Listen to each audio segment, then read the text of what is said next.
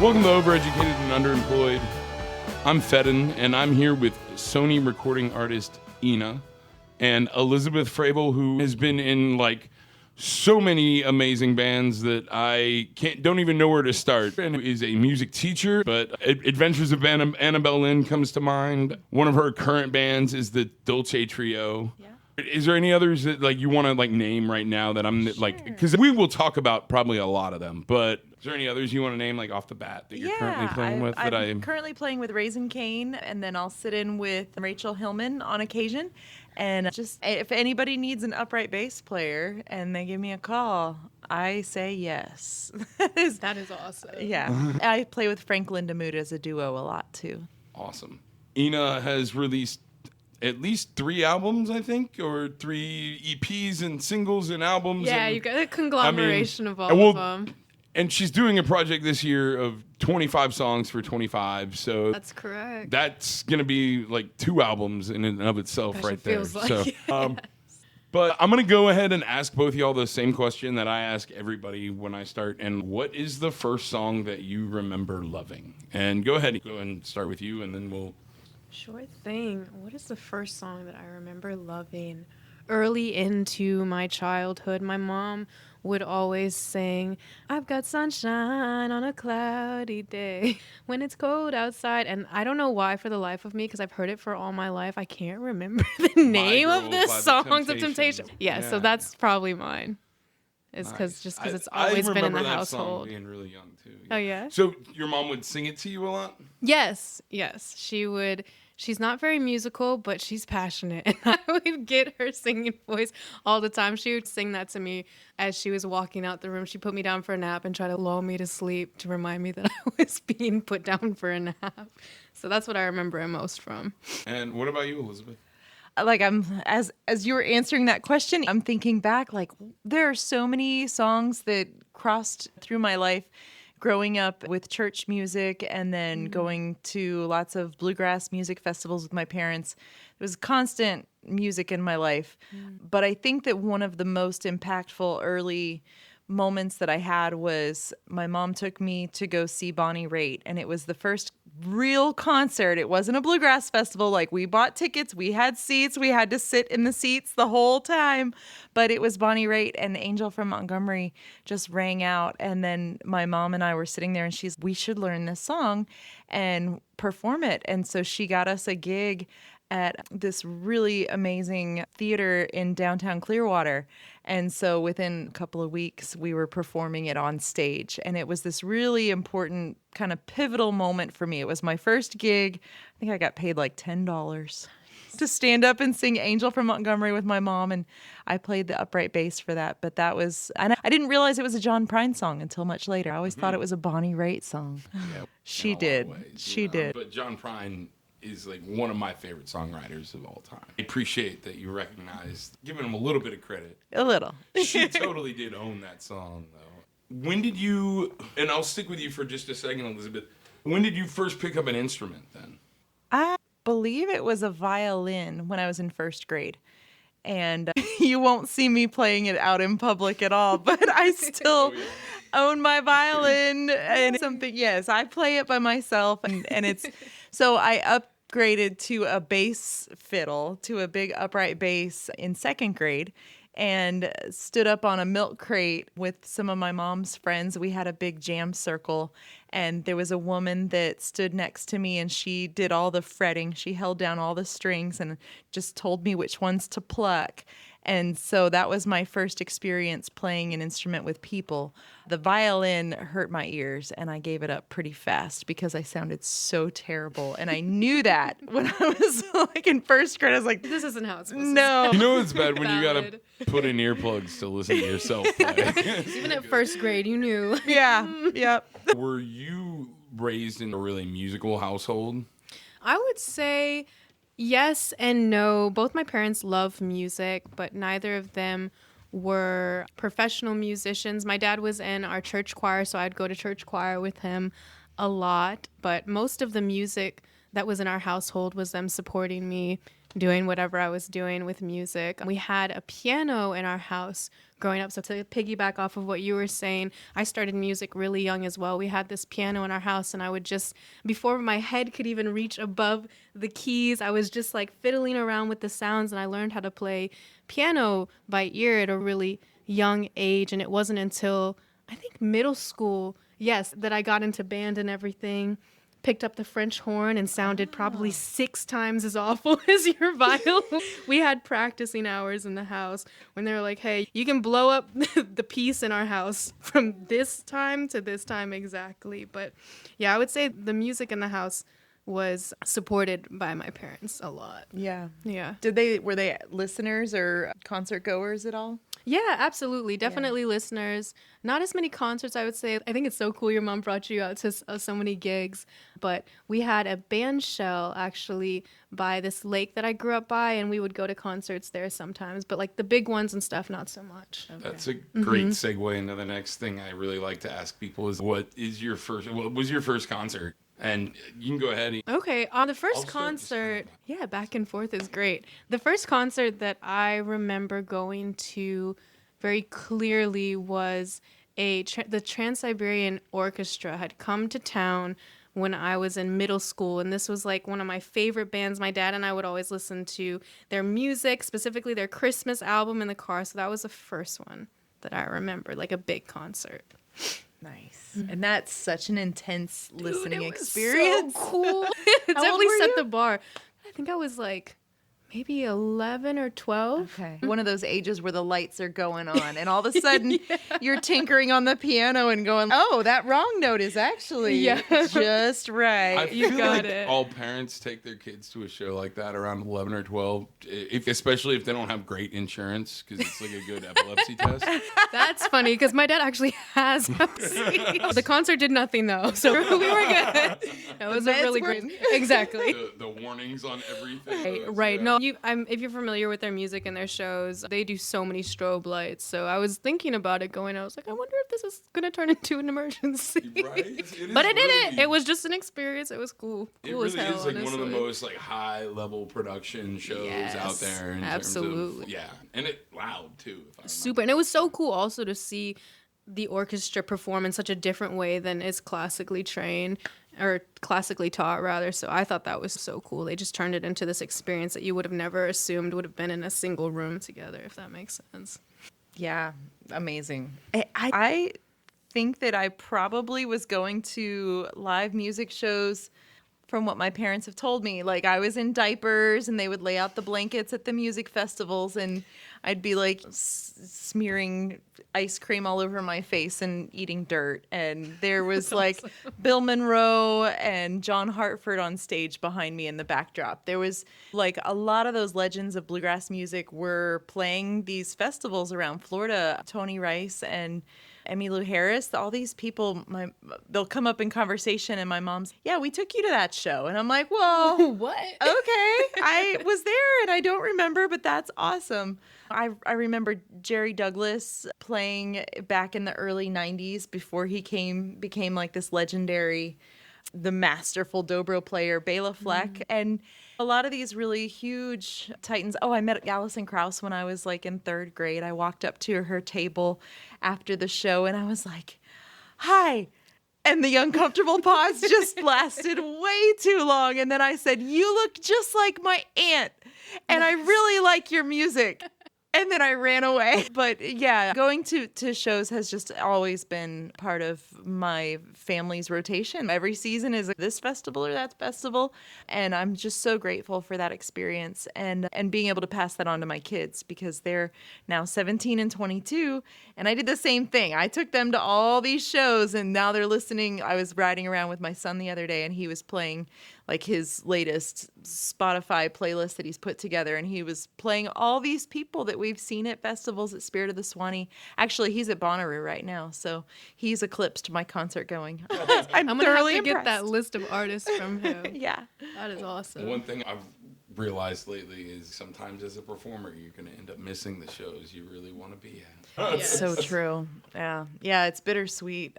When Wilco came here, Wilco and Laxahatchee, I had a gig. and I couldn't be there, but that everybody's like, oh, that's the best show that happened this year. I was like, Dang it. don't tell me that. I've seen Wilco four times. Uh-huh. That was my least favorite Wilco show. Oh, all right. It was still great. It wasn't my favorite show this year. Thank you. My favorite show in this city either. Now we feel better. Totally. Because we didn't even miss the best one. That's right. It was a great show. I think I went to 3 other shows that month that I would say were just as good, if not better. And I'm pretty sure you were at least a couple of them. Uh-huh. Okay, good. I got to explore more music and more artists. Just hearing artists talk about all of the different people they've seen. I couldn't name Temptations. I knew it, but I couldn't name it. And I love like when people talk about what they're interested in, especially when it comes to artists. I got my homework to do. I'm going to be following up with you both about a list of musicians, especially Florida-based. One thing I will say, though, is that's come up frequently with the artists that I've talked to is some artists want to take it all in, include it all. Some of them, when they go into creative mode, they go into a vacuum and they're like, okay, everything that I've heard up until now can be an influence, but nothing can influence what I'm doing currently. And I don't think there's a right or wrong way to do it, is I guess what I'm getting at. Having an encyclopedic knowledge of music means a whole lot. That usually is the sign of somebody that doesn't create a lot of music, like this guy over here.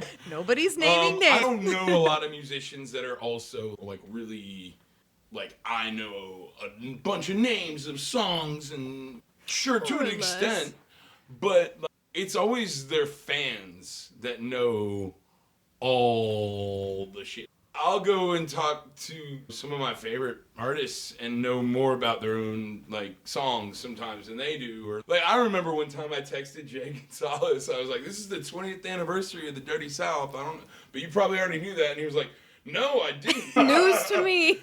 And because we've been friendly for a long time, but I think that encompasses what I'm talking about. Yeah, pretty well. yeah, It's absolutely. Like, we're the music nerds are the ones that keep track of that stuff. Valid. You had the memory. You had this. Like you knew what song you were talking about. 100%. The nerd knew the name.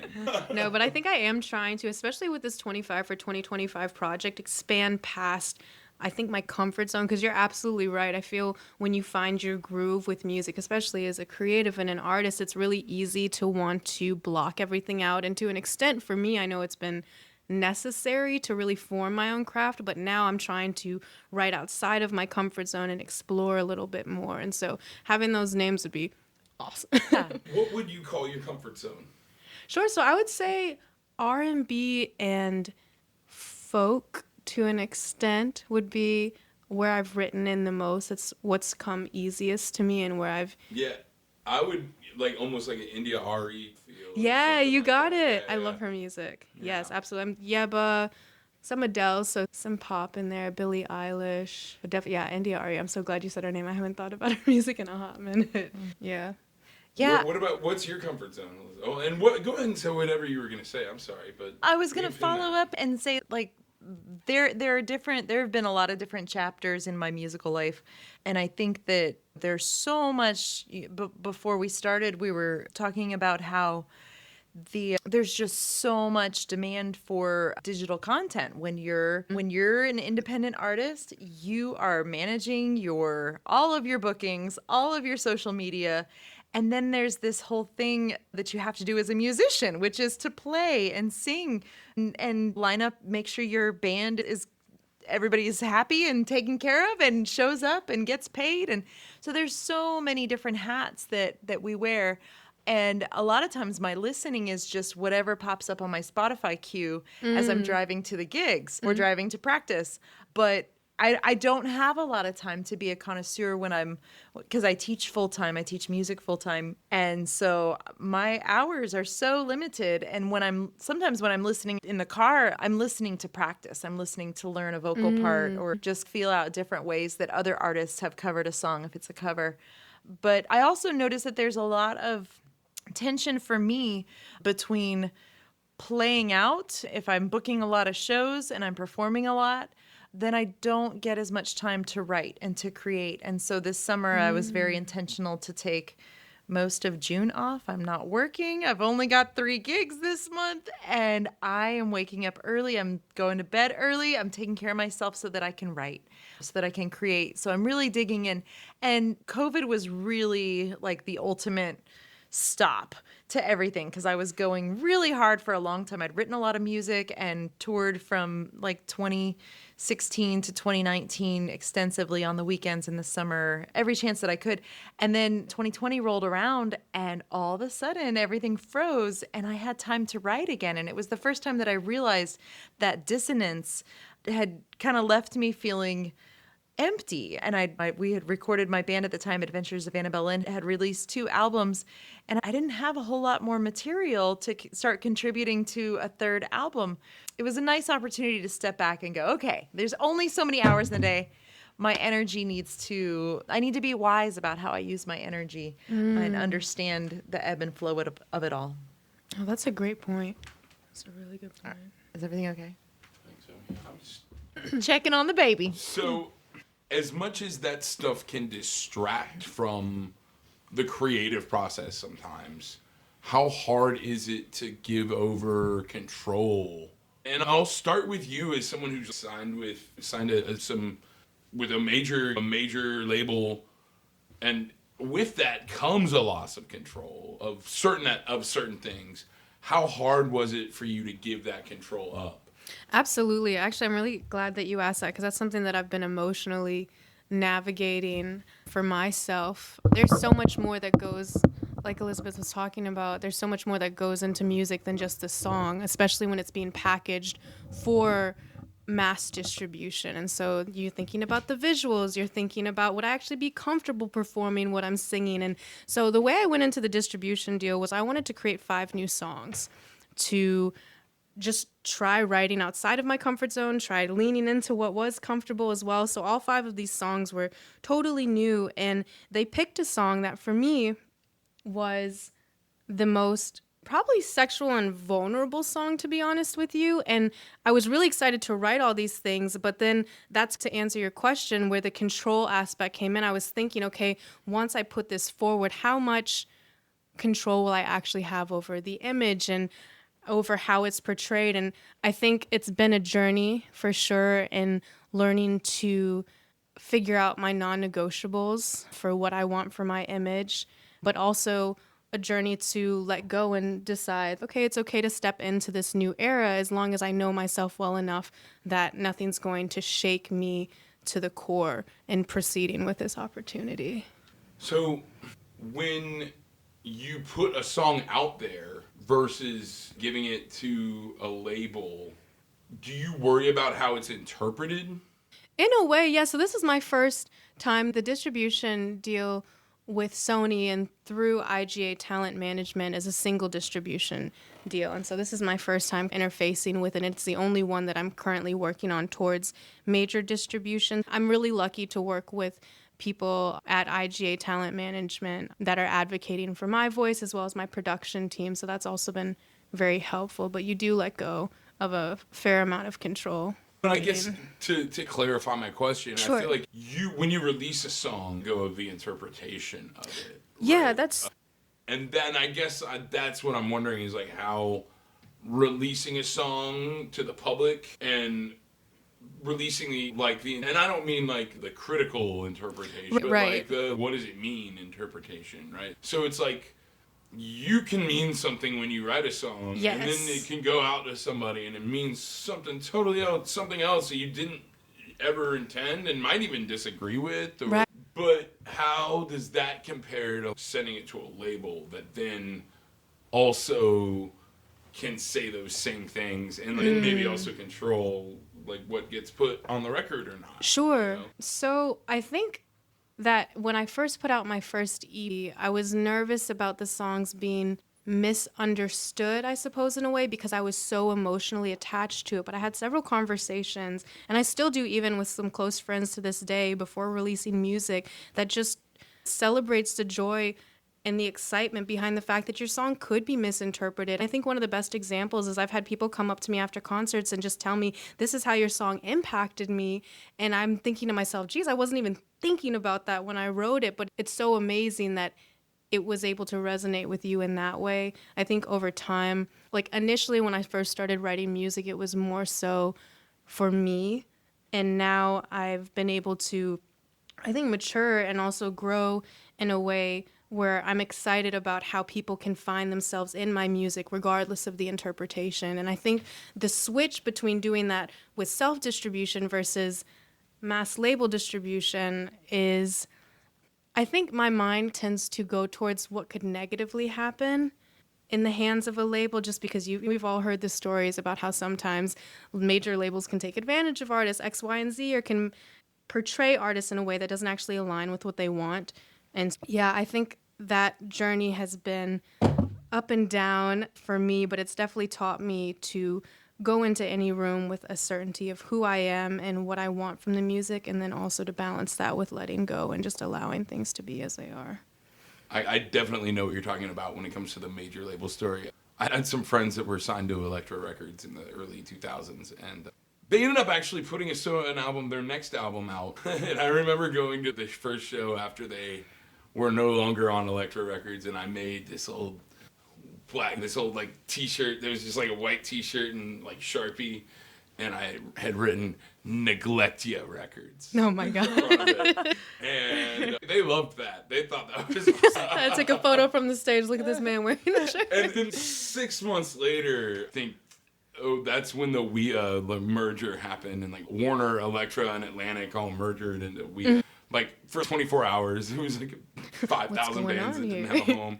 So I'm gonna ask you like a slightly different version of the same question, Elizabeth. Is you've managed a lot of your own bands in the past. Have you found that you usually manage your bands because you feel like you have to, or because like you like really want to do that part of it too, or do you think that like you could give up that kind of that aspect of control at some point to somebody without it feeling like you were losing part of what you've been doing for so long? Because I know that you have done a lot of your own booking, and not just when you're doing solo shows, but like with the groups that you play with.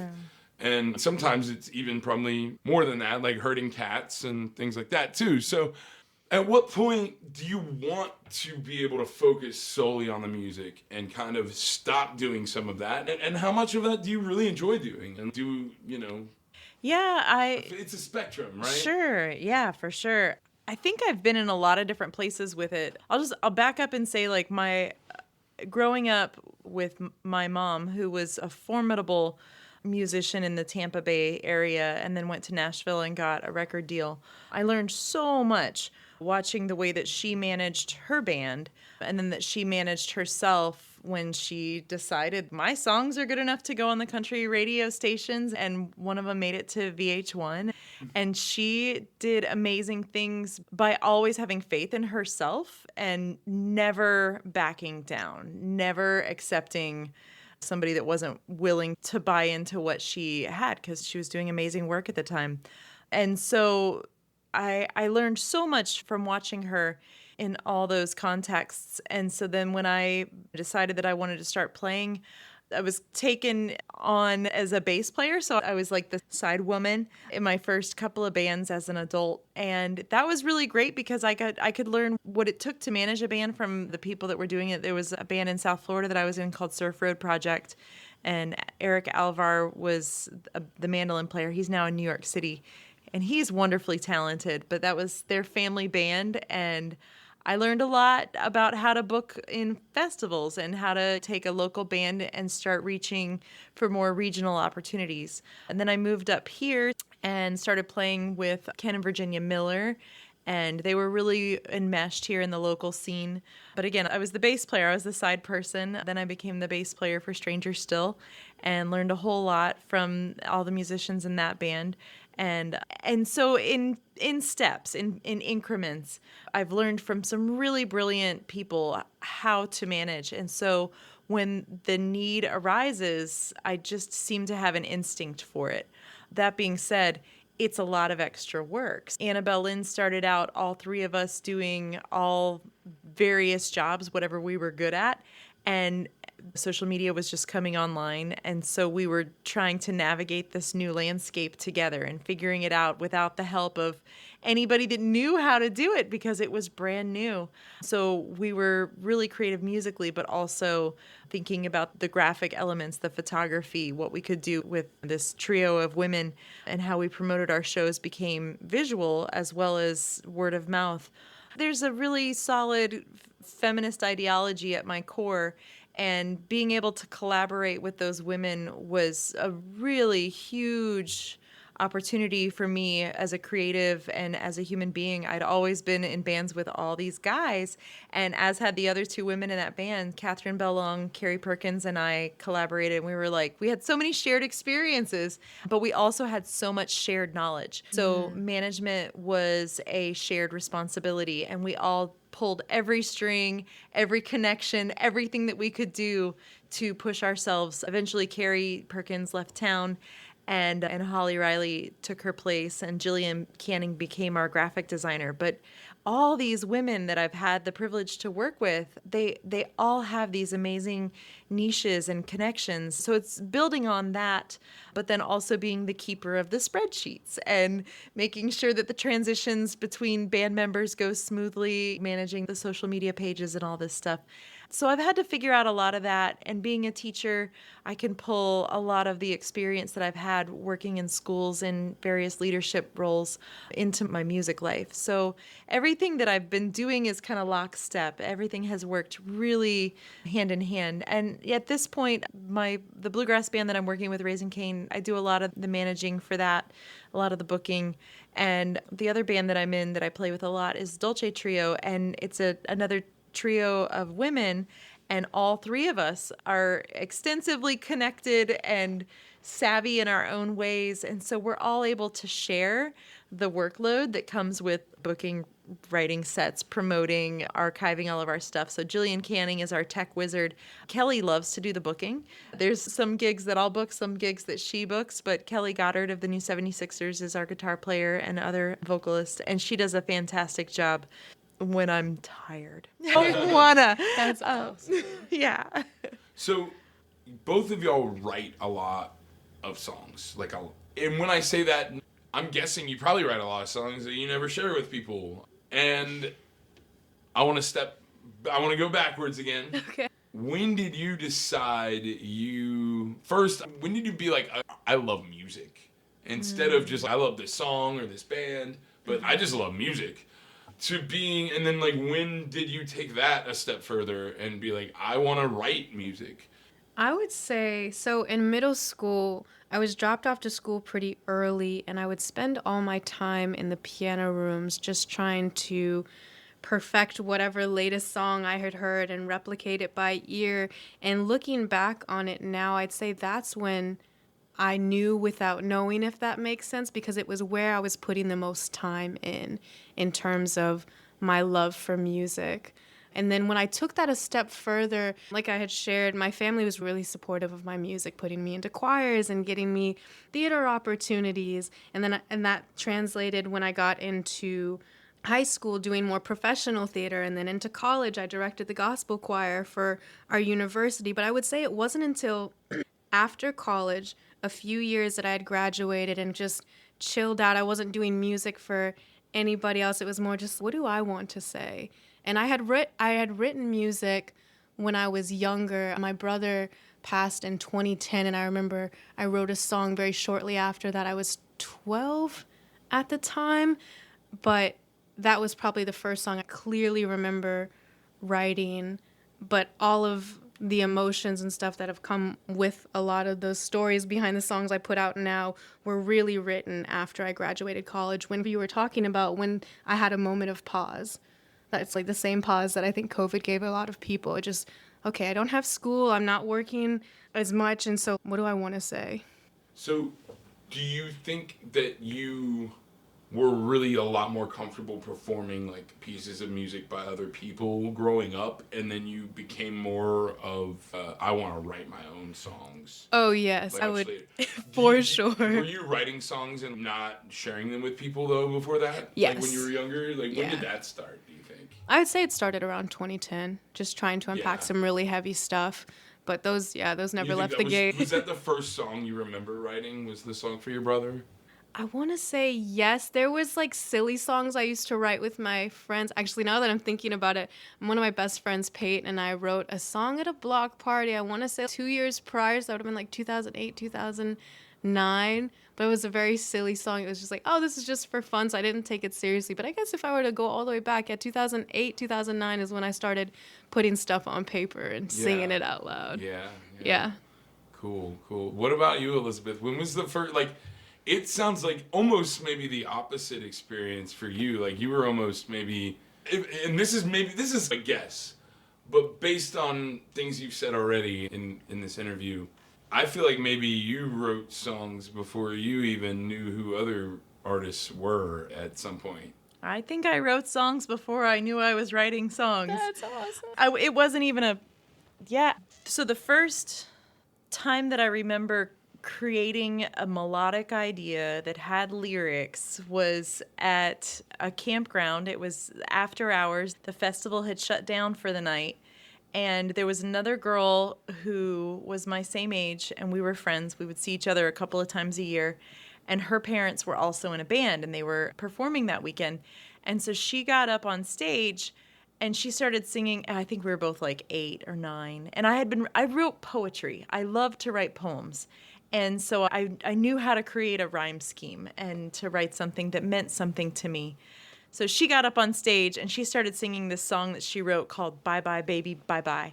And I was so starstruck with what she was doing there. And so I went home from that festival and I wrote my own version of Bye Bye Baby Bye Bye. And at 8 years old, and I'd said goodbye to dogs and grandparents and things. So I was familiar with loss at that point in life. And so it was a song about saying goodbye to somebody that you loved, and not romantically, but that's what that meant to me at that point. And it rested. And then I had this really aha series of experiences in high school where I just knew that I would always be a musician, that was just part of the landscape of who I was. And that chapter involved a punk rock band, and it was actually another trio of women. And we would get together. What was the name of that band? I cannot say. Classified document. That's right. It was never like officially decided upon, but there was okay. It wasn't ever on a marquee.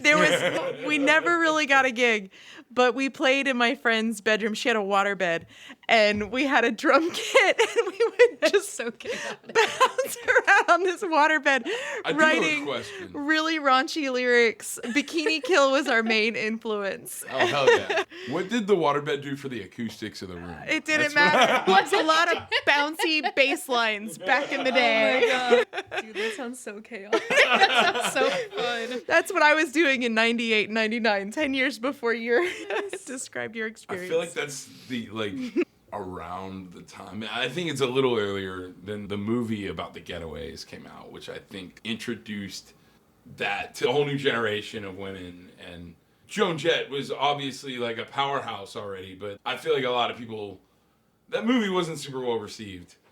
But if you go back and watch it now, it's become a cult classic among a lot of people I know that were like into rebelliousness and like not into the MTV Top 40 thing.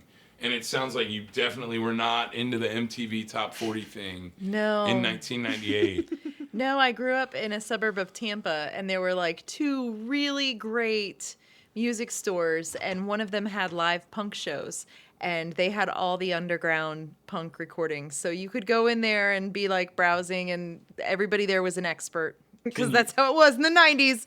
Can you name those record stores at least for the people? Oh, God, I don't remember what they were.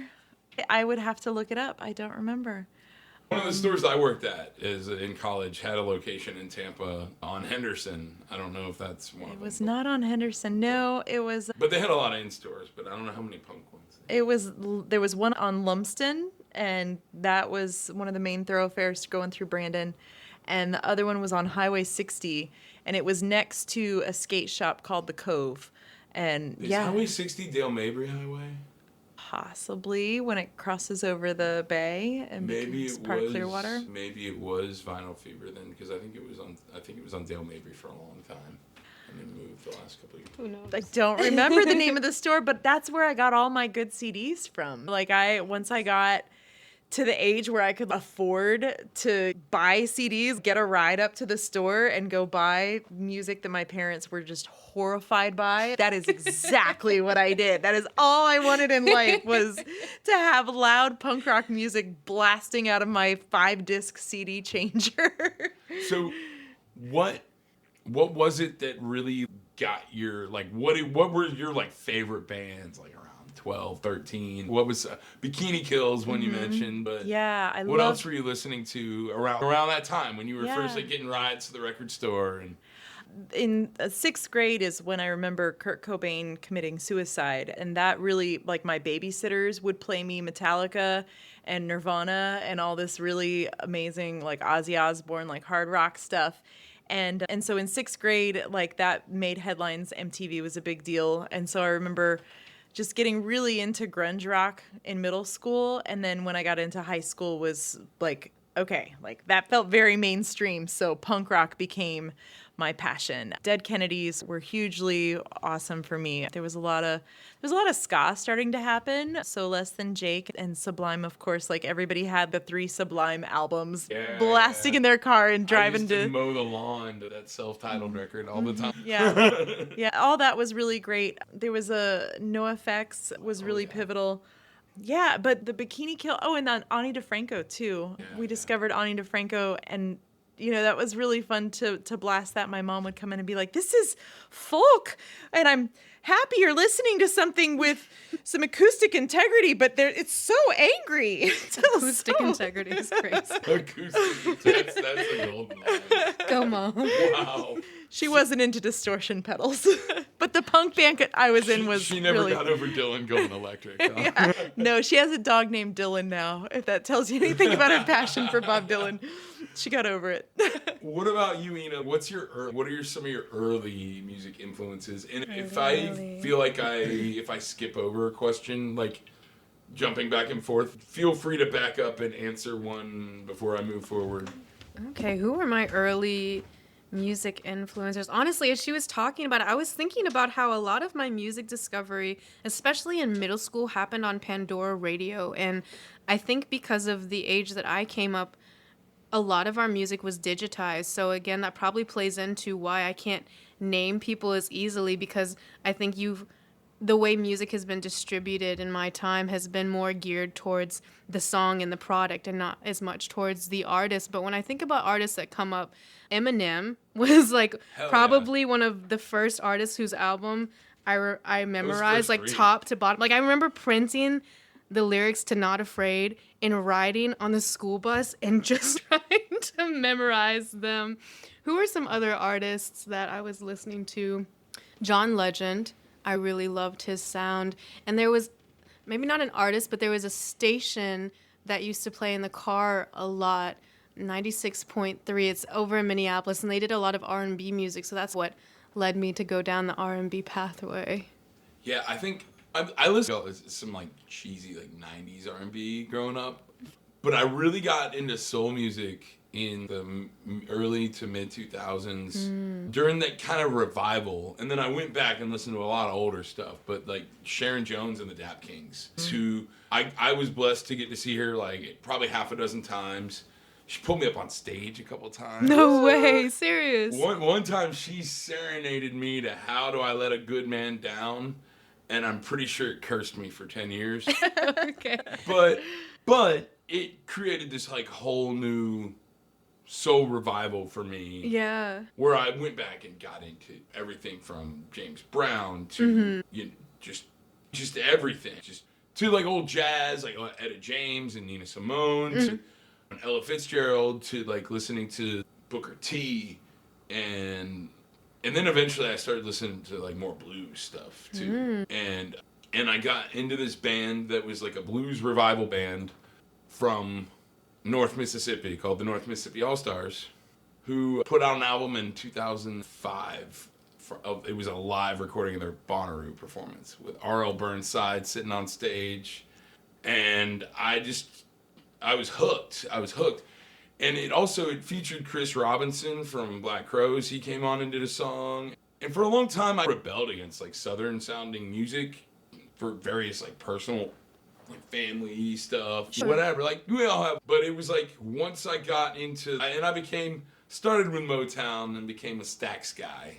And once I got into that Southern soul sound, it's what brought me into some of my favorite music to this day. So it's really interesting, like the different pathways, but I feel like a lot of the time they all lead the same place. Well, they brought us all here. Yeah, exactly. I'm curious about, so having grown up in Minneapolis, it just seems like it would be such a different music vibe because of the proximity to Motown. There's so much great stuff that came out of Detroit, and hearing you talk about your musical influences, I'm like, wow. Prince. Yeah, you can't forget Prince, absolutely. Prince And the Jacksons, and yeah. Yeah, like I feel like Minneapolis, especially while you were Detroit. growing up, was like really celebrating Prince too. There was yes. Super Bowl performance that I've talked about before on this on this podcast, and I talk about it way more than anybody should talk about anything. But that's a really great question. Like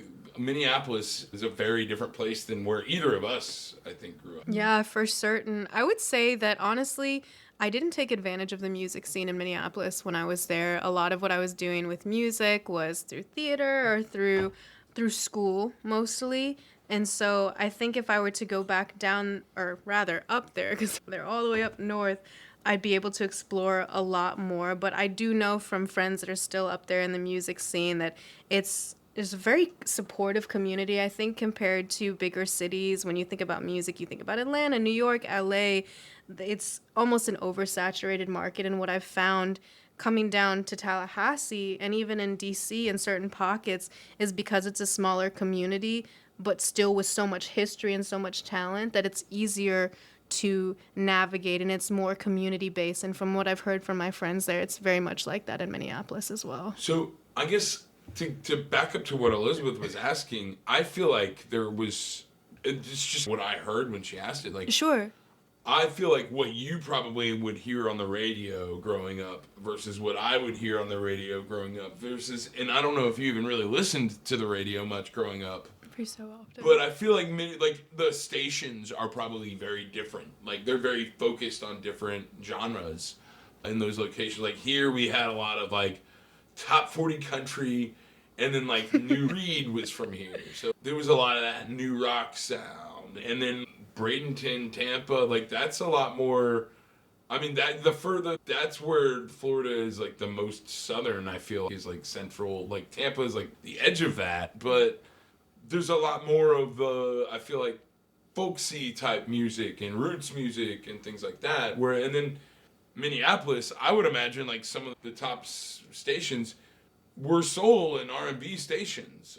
Yeah, I can only speak honestly to 96.3. I think, as we were discussing earlier, once I find my vein of what I like, sometimes I usually like tunnel vision in. But I have my 10-year high school reunion this year, and I'll be back up in Minneapolis in August, and we'll be able to speak much more to the radio, but I can't do that answer any justice. I'm sorry. I'm thinking about how much this has changed, because there were regional preferences and differences if you back up 30 years ago, or the internet made it so easy to like just this is the canned playlist of what everybody's going to be listening to no matter where you go.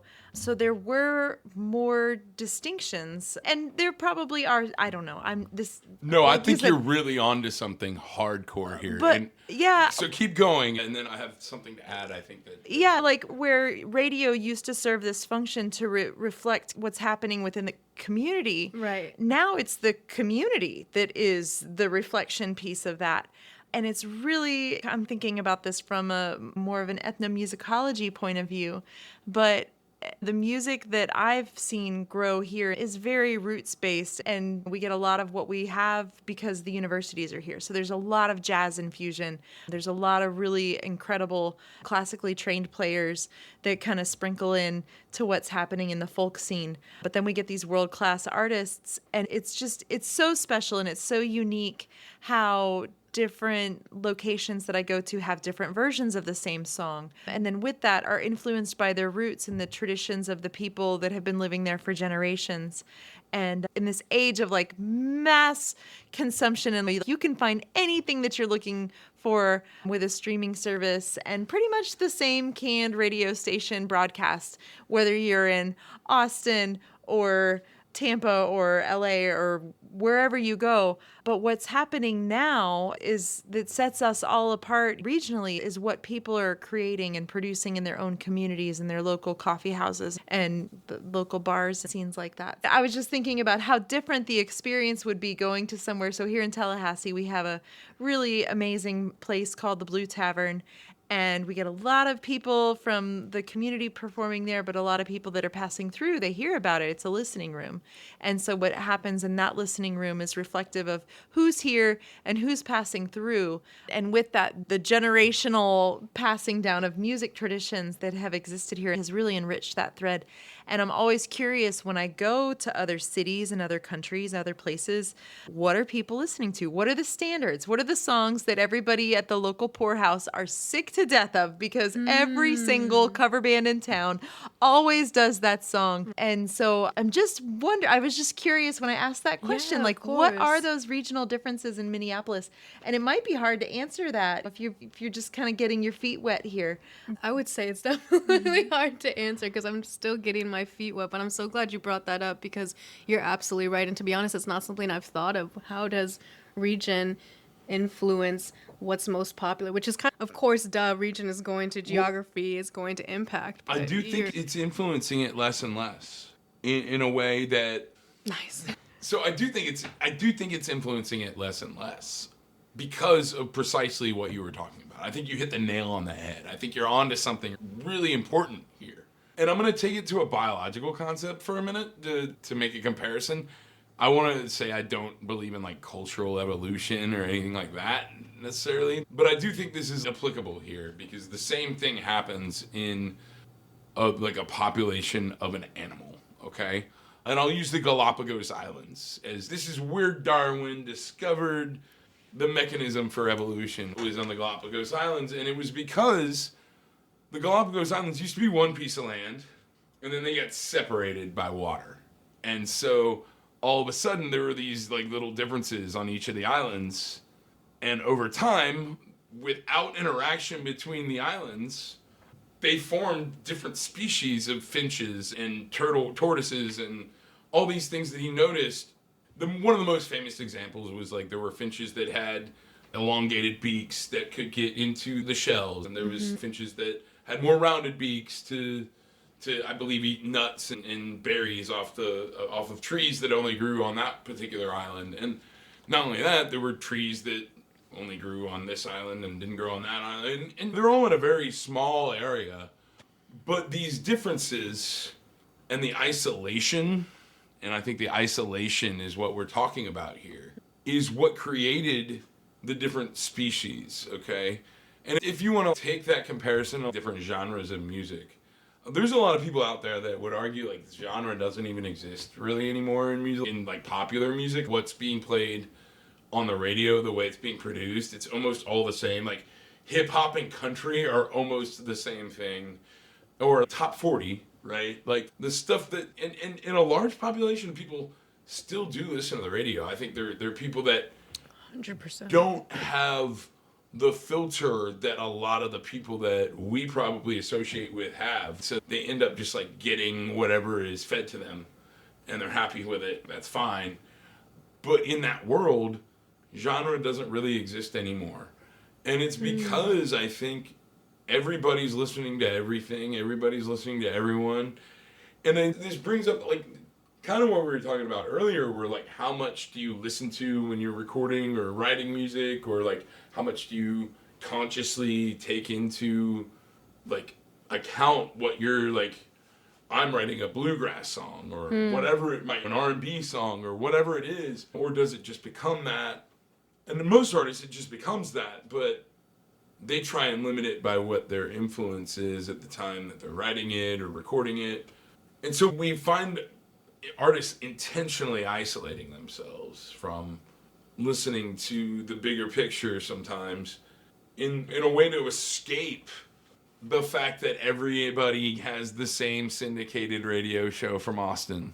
The fact that everybody has access to bands in Venezuela or the Ukraine or Russia and I don't think this is bad or good. This is just how it is, okay? I'm not trying to put any value judgment on any of this. But what I think is that, like, you hit the nail on the head. That, like, the internet is the reason that we see regional music becoming a thing that goes from this is what we are to being this is something we have to preserve. Because I think 25 years ago, you could travel around the country and go to a local bar and hear they might all be cover bands, but they're covering a bunch of different stuff. And now, you go listen to a classic rock station, they're going to play the same 40 songs in every country because Sirius and XM and Clear Channel own all of it. And I wonder how much that affects what those bands are playing in the local bars. I wonder how much that affects what the kids are growing up listening to when they have parents that don't, like, turn them on to amazing music and just have the radio playing in the car on the way to school. And my point is that I think you hit the nail on the head, like 100%, that, like, the internet is both this magical thing that allows artists to get their stuff out there to anybody that wants to hear it across the world, including this. I've had people in New Zealand listening to this podcast. I think I know who it is, but shout out to them. But my point is that it's a double-edged sword too, because with that, the things that make us the places that we grow up, the places that we writing songs about the environment that we're in and being isolated in that environment and only having the tools. And I'm going to stop rambling here in just a second. But the last thing that I want to mention is a common theme that's come up on this podcast over and over is that constraint can actually really make art thrive. And having too many tools at your disposal, maybe having too many influences, too many possibilities, can stunt creativity. In the same way that, like, having too many choices on a menu might make you unhappy that you didn't pick something else. But I really wonder, like, how is it that you both intentionally constrain yourself when you're going through the process of recording, writing? What is it, like, that you do, Ina? I'll just start with you. Like, when you, especially right now, when you say you're writing these 25 songs for 25, okay? What are, like, okay, I can only do it with, what are the rules? Do you have rules that you follow? Are there constraints? What are the kind of limits that you place upon yourself? And I think part of that is, okay, I'm going to go to this thing every week that helps preserve the kind of music that I grew up listening to. Or it could be, I'm going to isolate myself completely. Or it could be like when the Red Hot Chili Peppers recorded By the Way, and they were like, we're going to listen to the Beatles for a year and then make an album. I don't know if that's what they did, but that's what it sounds like. I think the beautiful thing about 25 for 2025 is that there are no rules, and that's really how I wanted to approach it. It is about going on to YouTube or Spotify and finding different sounds that are actually way outside of my comfort zone. So it's been very different than how I would traditionally write music. So the rules for 2025 is just to create more and to create outside of my comfort zone. And like I said, that's very different than how I would sit down in a room if I'm working on a project that I really want to tell a story with. 2025, the project has been more scattered.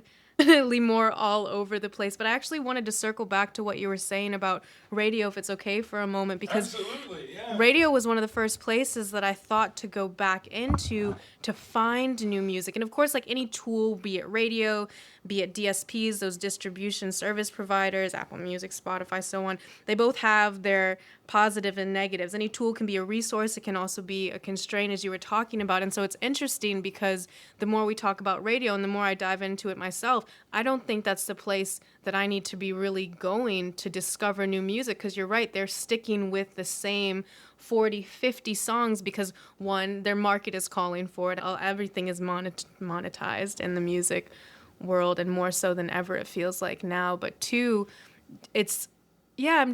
I'm wondering, in your opinion, and both of you guys, what do you think would be the best way to find new music, and why isn't it radio, and why maybe isn't also not internet? What do you guys think? I'll give you my answer. Yeah. And it's probably just because it's how I did it, but you can still do it this way. Go to your local record store, find out who works there that's into the same shit that you're into, and then go there and ask them what you should be listening to every week. We trust an algorithm to give us our movie and music and television recommendations, and I think that's crazy. I think those can be useful tools, like really itching for something new, and like you're like, I want something like this, then that's cool. I think it's a really great tool, but usually the music that I end up really liking is music that I don't fully understand or grasp right away, and might even be a little bit like turned off by.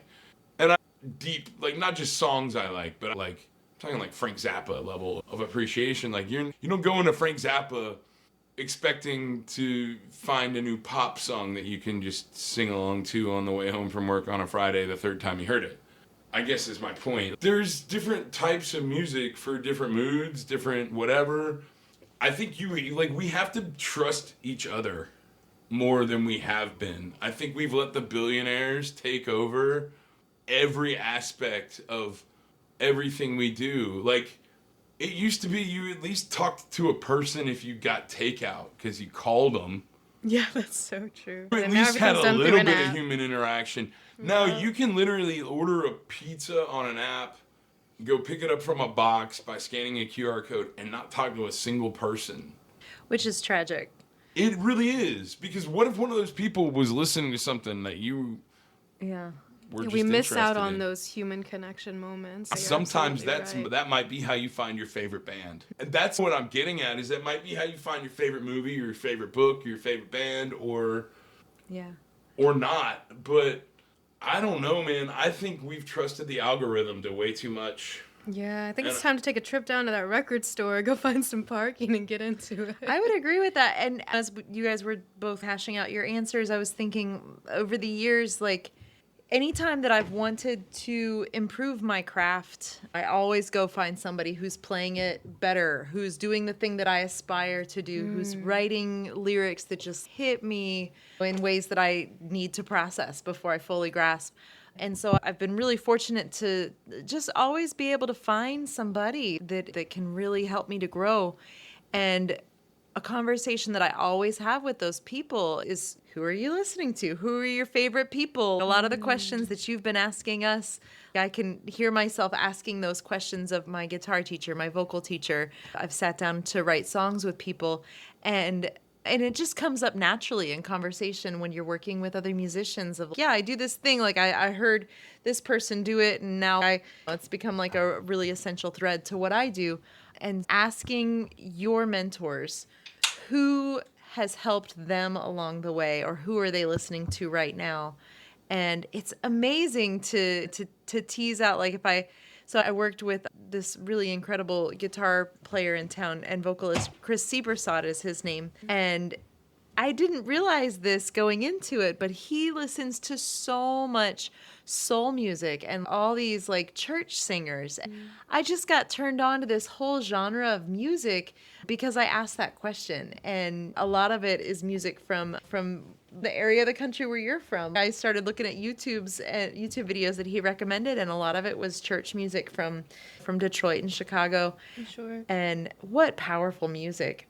And it's really cool that he's brought some of that to Tallahassee. And Rachel Hillman is somebody else that I've collaborated with and learned from and written with over the years. And her influences are so broad and so rich. And she grew up in South Florida as well. And so there's this really strong influence of like Cuban music. If you live in South Florida, like you cannot go anywhere to eat, or you can't like flick through the radio dial without hearing some kind of music, either Cuban music, Mexican music. It's just there. It's part of the fabric of what it is to be from that area. And she was influenced by a lot of those rhythms, and those have permeated into the music that she creates and that she's brought here. And I grew up in a church, and our pastor was from Spain. And so we did a lot of, and he did mass in Spanish. And so we ended up with a lot of Hispanic people attending our church and our services and the school where I went. And so I never realized, because there was so much bluegrass in my home, but I never realized how much Hispanic music had an influence on me. But now that I'm teaching music in elementary school, like so many of those folk songs are coming back to me. And so now I want to know who was recording those songs. Like I heard them from church, but now I want to hear Tito Puente singing. And there's so much when you really start to take a step back and you think about what's come through the pipeline of folk music and just the human to human culture that we transmit without even thinking about it. That's how I find new artists, is from talking to people. Another way that I find new artists is by looking at concert bills, who's playing at these different regional festivals. And so if you look at who's on the bill for the Tampa Bay Blues Festival and Jazz Fest, and you can get turned on to so many new artists just by glancing and then doing a quick Spotify search or whatever your streaming service is, or YouTube, and finding, oh my gosh, like this is incredible. Or maybe not. Maybe I'll keep looking till I find somebody I like. But we do have so much readily accessible, but nothing subs for loving a sound that somebody that you admire and finding out who influenced them to make that sound, I think is one of the richest ways that I've had to discover new music. I just want to do a quick plug. Our next episode is going to be with a member of Cedric Burnside's band. And he just played Jazz Fest 3 weeks ago over in New Orleans. So just a little plug for the next episode. If you're enjoying this talk, check out next week's episode as well. It'll be with Cody Shade Harrell from Cedric Burnside's band. So when when the two of you. when you people, no. All right. But seriously, when you're looking at what you want your next song to sound like, how much of a conscious thing does genre or like region, or I know some of your songs like clearly are influenced by different regions, Elizabeth. Like I'm pointing at, like looking at you, like the listeners can hear that. But I know some of your songs are like very like regionally influenced, whether you're going to some of your Irish roots or like doing kind of more of a flamenco thing. Is that a conscious thing when you do that? Or do you think that just happens and then you embrace it once you notice it? Yeah, I was thinking about this question when we were talking earlier about how the shift might happen if you're writing on a label, and with that in mind. And I don't. I write for me. I write 100% from whatever my soul wants to sing at that time. And there definitely have been times where I'm like, oh, I need a song for this band. But usually I just go through my trove and I find something that works for whatever group needs some new original music. So I write from different places. A lot of times I'll come up with my lyrics first, but that's not a hard and fast rule. Sometimes I'll wake up with a melodic idea and like just start humming, and some kind of like rhyme scheme comes into mind and the lyrics write themselves. Other times I am just wrestling with words like every day until something materializes that's something that I feel comfortable performing in front of other people. And I always try my songs out with friends or my bandmates before performing them on stage. I don't know that I've ever just gone up cold and performed a song. That would be really brave, and I don't know that I'm there with anything yet. I love to experiment with my friends and see what the reaction is first, and then take it to a jam. And then once I've got things polished, then I'll be comfortable to perform. I'm actually performing a new song on Friday that I just finished Sunday. Oh, yeah? Yeah, and I'm really excited about that. I played it for one person, for my friend Barry Sager, and he didn't run away. So Great sign. Metric. Do you want to play it? right now, God, so congratulations, though. That's so cool. I would definitely say I can agree with you that I try to run them by friends first. I would say I haven't had the opportunity to perform them live or even over, I should do it over FaceTime now that I'm thinking about it. But I usually, if I ever have a demo, I have a small circle of folks where I'm just like, check this out, let me know what you think. But I think that's so brave to do it that way. The same question, but Yeah. I know you've worked with your music. It feels like you work you work a lot with your producer to create a certain sound. Yeah. Sometimes that producer is you, sometimes it's not. What is the difference between the intention behind a song when you're self-producing versus when you're working in a studio with somebody else? Sure. So I think the intention actually is the same across all boards. It's more so if this song calls for something that I know that I can't sonically provide. A lot of the Gotcha. times the music, much like you were saying, will start with a hum. I'll wake up and I'll just be like, oh, this is stuck in my head. And sometimes the lyrics will follow. Sometimes it'll take days. Sometimes it'll take minutes. But I know that if I want to create a certain sound and I'm just like, okay, I can't do this on the piano alone, and I'm thinking of different elements, that's when it's time to bring in the producers. So, similar to what Elizabeth was just talking about, because I feel like your music definitely transcends genres too. Yeah, it's all over the It's- place. Yes. Do you find that, and this kind of goes back to you too, Elizabeth, maybe you're not like, I'm going to sit down and write an Irish song, but does sometimes like maybe your soul feel a little bit Irish? Or, Ina, does your soul feel like maybe I am feeling soul music right now, and I feel like the best way to express myself, or I really want to tell a story and a folk song might be the best way to do that.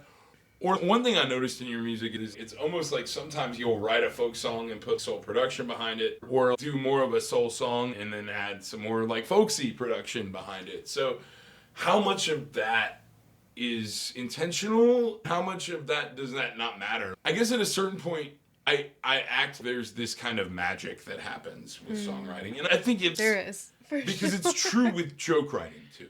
100% true. In fact, in my experience talking to other songwriters, it's pretty much the same thing. When something just sticks, you have that alignment it's like, feeling. yeah, like you might have to work out the exact wording. Sure. You might have to work out the rhythm, but the core of the song hits The you. fundamental. And then you can't, it's almost like you have to do something with it. You can't let it go. Like you have to get it out of you somehow. No, I would say to answer your question, I write much like Elizabeth writes. I think obviously for 2025, it's very different. But for my own music, a lot of it is just meeting the need of what I want to say in the moment. And of course, because a lot of what I listen to is more folk, is more R&B. It's what's programmed in my head. So naturally, that's what comes out. But I would say in terms of that aha moment, I'm not thinking, aha, I'm going to write a country hit, or aha, I'm going to write an X, Y, and Z hit. It's just more, aha, the story is out. So I'm going to kind of shift gears a little bit here. Yeah, let's just do it. because, first of all, I feel like I could talk to y'all for hours. Facts. And I don't want to take up like hours of your time right now because that's not what we like planned on. So Next time. but I do want to talk about a couple of themes that come up on the podcast pretty frequently. So I think one thing that I have found that's common among a lot of people, like we have this like fire inside of us, or darkness is an acceptable way of thinking about it. Where that comes from, I think, can be very different. Some people I've talked to had like really stable upbringings, but maybe had anxiety internally growing up. Some people I've talked to had horribly like unstable and chaotic upbringings, but maybe still full of love, but still chaotic and not the best environment for a child to grow up in. And then some people have had a combination, maybe one was caused by the other. But I do think it's pretty uncommon, and I don't want to say unheard of or it never happens, that that an artist is, I'm a perfectly well-balanced human. Is there such a thing? There's people that pretend they are, at least. Or I think part of it is just like being complex enough to create art, right? For sure. Being a complex enough human that where there's all different strokes to move the world. There's people that need to be more mechanically minded. There's people that need to be more... I think the creative-minded people are usually cursed with something. There's usually something there that causes that. It doesn't just come out of stability and being surrounded by grace. That being said, and I think you've touched on this a little bit, I feel like what first inspired you to start writing songs was a tragedy in your life. Do you feel like that is the turning point, or do you feel like you've had other tumultuous experiences in your life that was like the turning point? Do you feel like it was, oh no, everything's been pretty stable, but I'm anxious? Or do you feel like, no, that was the catalyst, and then after that, I saw the world differently? I don't hear you arguing with me that darkness exists. So No. where does it come Certainly from not. with you, do you think? And whatever you're comfortable sharing, but... Yeah, of course. I think when we grow up in a household, we don't realize the darkness is around us until we've had time away from it. And without going into it too deep, I would say I had a very lucky childhood. There were a lot of things that even some of my close friends didn't experience in terms of stability, but there was also a lot that happened in our household. The 2010 event was a really big one, but it was not the first big one that happened in the household that shaped who I am, I would say, as an artist, shaped maybe the fire. But in terms of how that's translated into my music, I think this is so cool. Now I'm just having an aha moment. It wasn't until that stillness that I felt after graduating college and sitting down until I was able to come to peace with my own grief, to come to peace with the chaos, that I was able to write. And so I think a lot of my music is sad, but I try to approach it from a different angle, from an angle of after the fact as opposed to in the middle of. I don't know if that answers the question. No, I think it's approaching it. Yeah, in a sense. I would say adoption is a big one. So I was adopted from China at the height of the One Child Policy Act, and that's something that I'm navigating emotionally now as an adult, just thinking about, geez, like, I'm getting older. I want to be a parent someday, and I'm thinking, like, I've never met my birth mom, and I don't think there's a great chance that I'll ever be able to. And then my parents split when I was in college over a very long divorce, and so the idea of home and then family members and close friends passing and grief have just been embedded into my music and my experiences. And so I would say grief, adoption, fear of loss that has happened are central themes of my music. Do you think that some people can struggle with those things and they never really turn into internal struggles necessarily? They remain, but sometimes things like that can develop anxiety and depression. And oh, yeah. Are those things that you struggle with too? Or has it been mostly external? Okay, yeah. No, I would say up until college, and especially during college and even after, my anxiety was very high. Like, again, when you have moments to pause, a lot of things hit you, sometimes in a good way and sometimes in a not so great way. And so I have definitely gone through major anxiety to like points where I was like on the bathroom floor and couldn't move for hours at a time type of anxiety. So yes, the darkness definitely manifested and made itself at home before I was able to really work through it in a way that's translated into my music. So do you find that writing music is a way to channel some of that anxiety and some of that depression into something that can be more positive and productive? And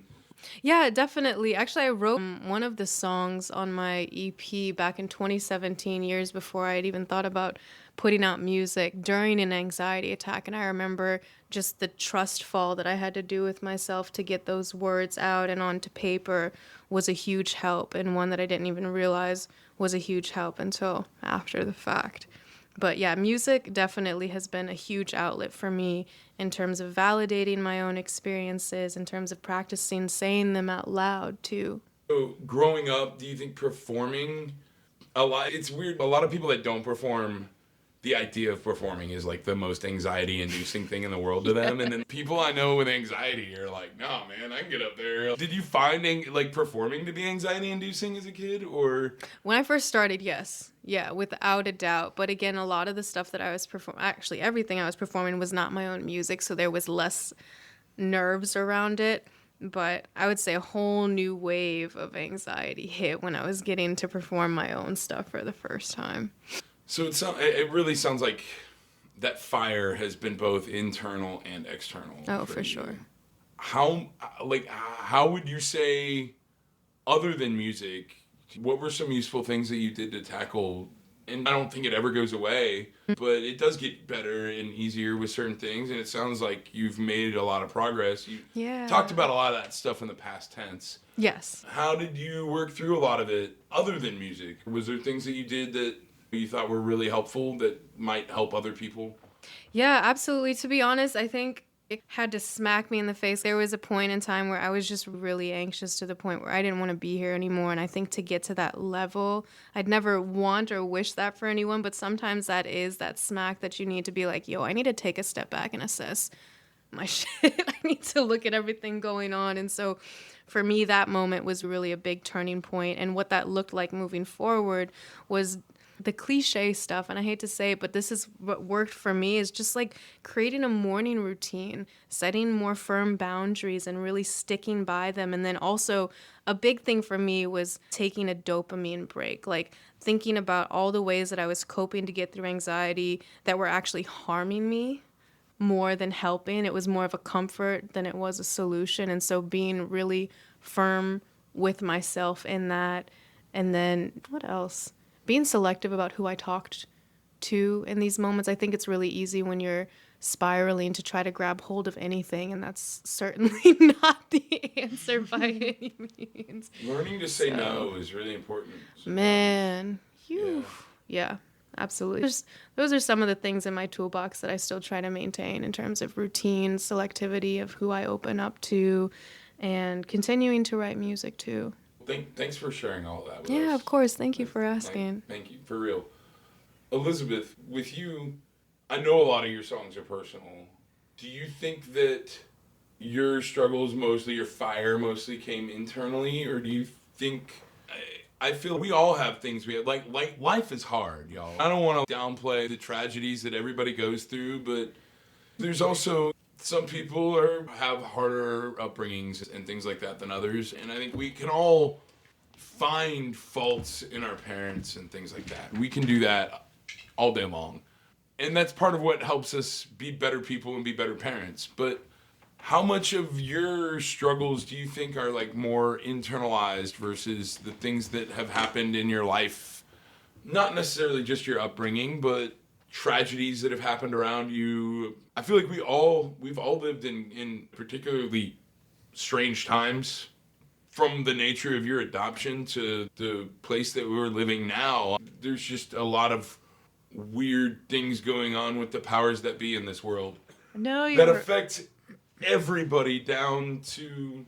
So when you're saying that, I was thinking about this little teacup. I went to Italy a couple years ago, and I got some espresso, and the cup was so cute. It was one of those teeny tiny little espresso shot cups, and it said, "May you live in interesting times." And I thought that was so darling. I had my son take a picture of me drinking this. Come to find out, that is a curse. It's a curse. It was just a foreshadow. Oh my gosh. Yeah, that was back in, I don't remember, 21. I think it was after COVID. But I don't know any other way to write than to channel and process the things that have put scuff on my soul. And just the friction, if you think about where pearls come from, it is nothing short of a tumultuous journey that garners that treasure. And I feel like my songs, the ones that I'm the most proud of, are a process, and they're not done.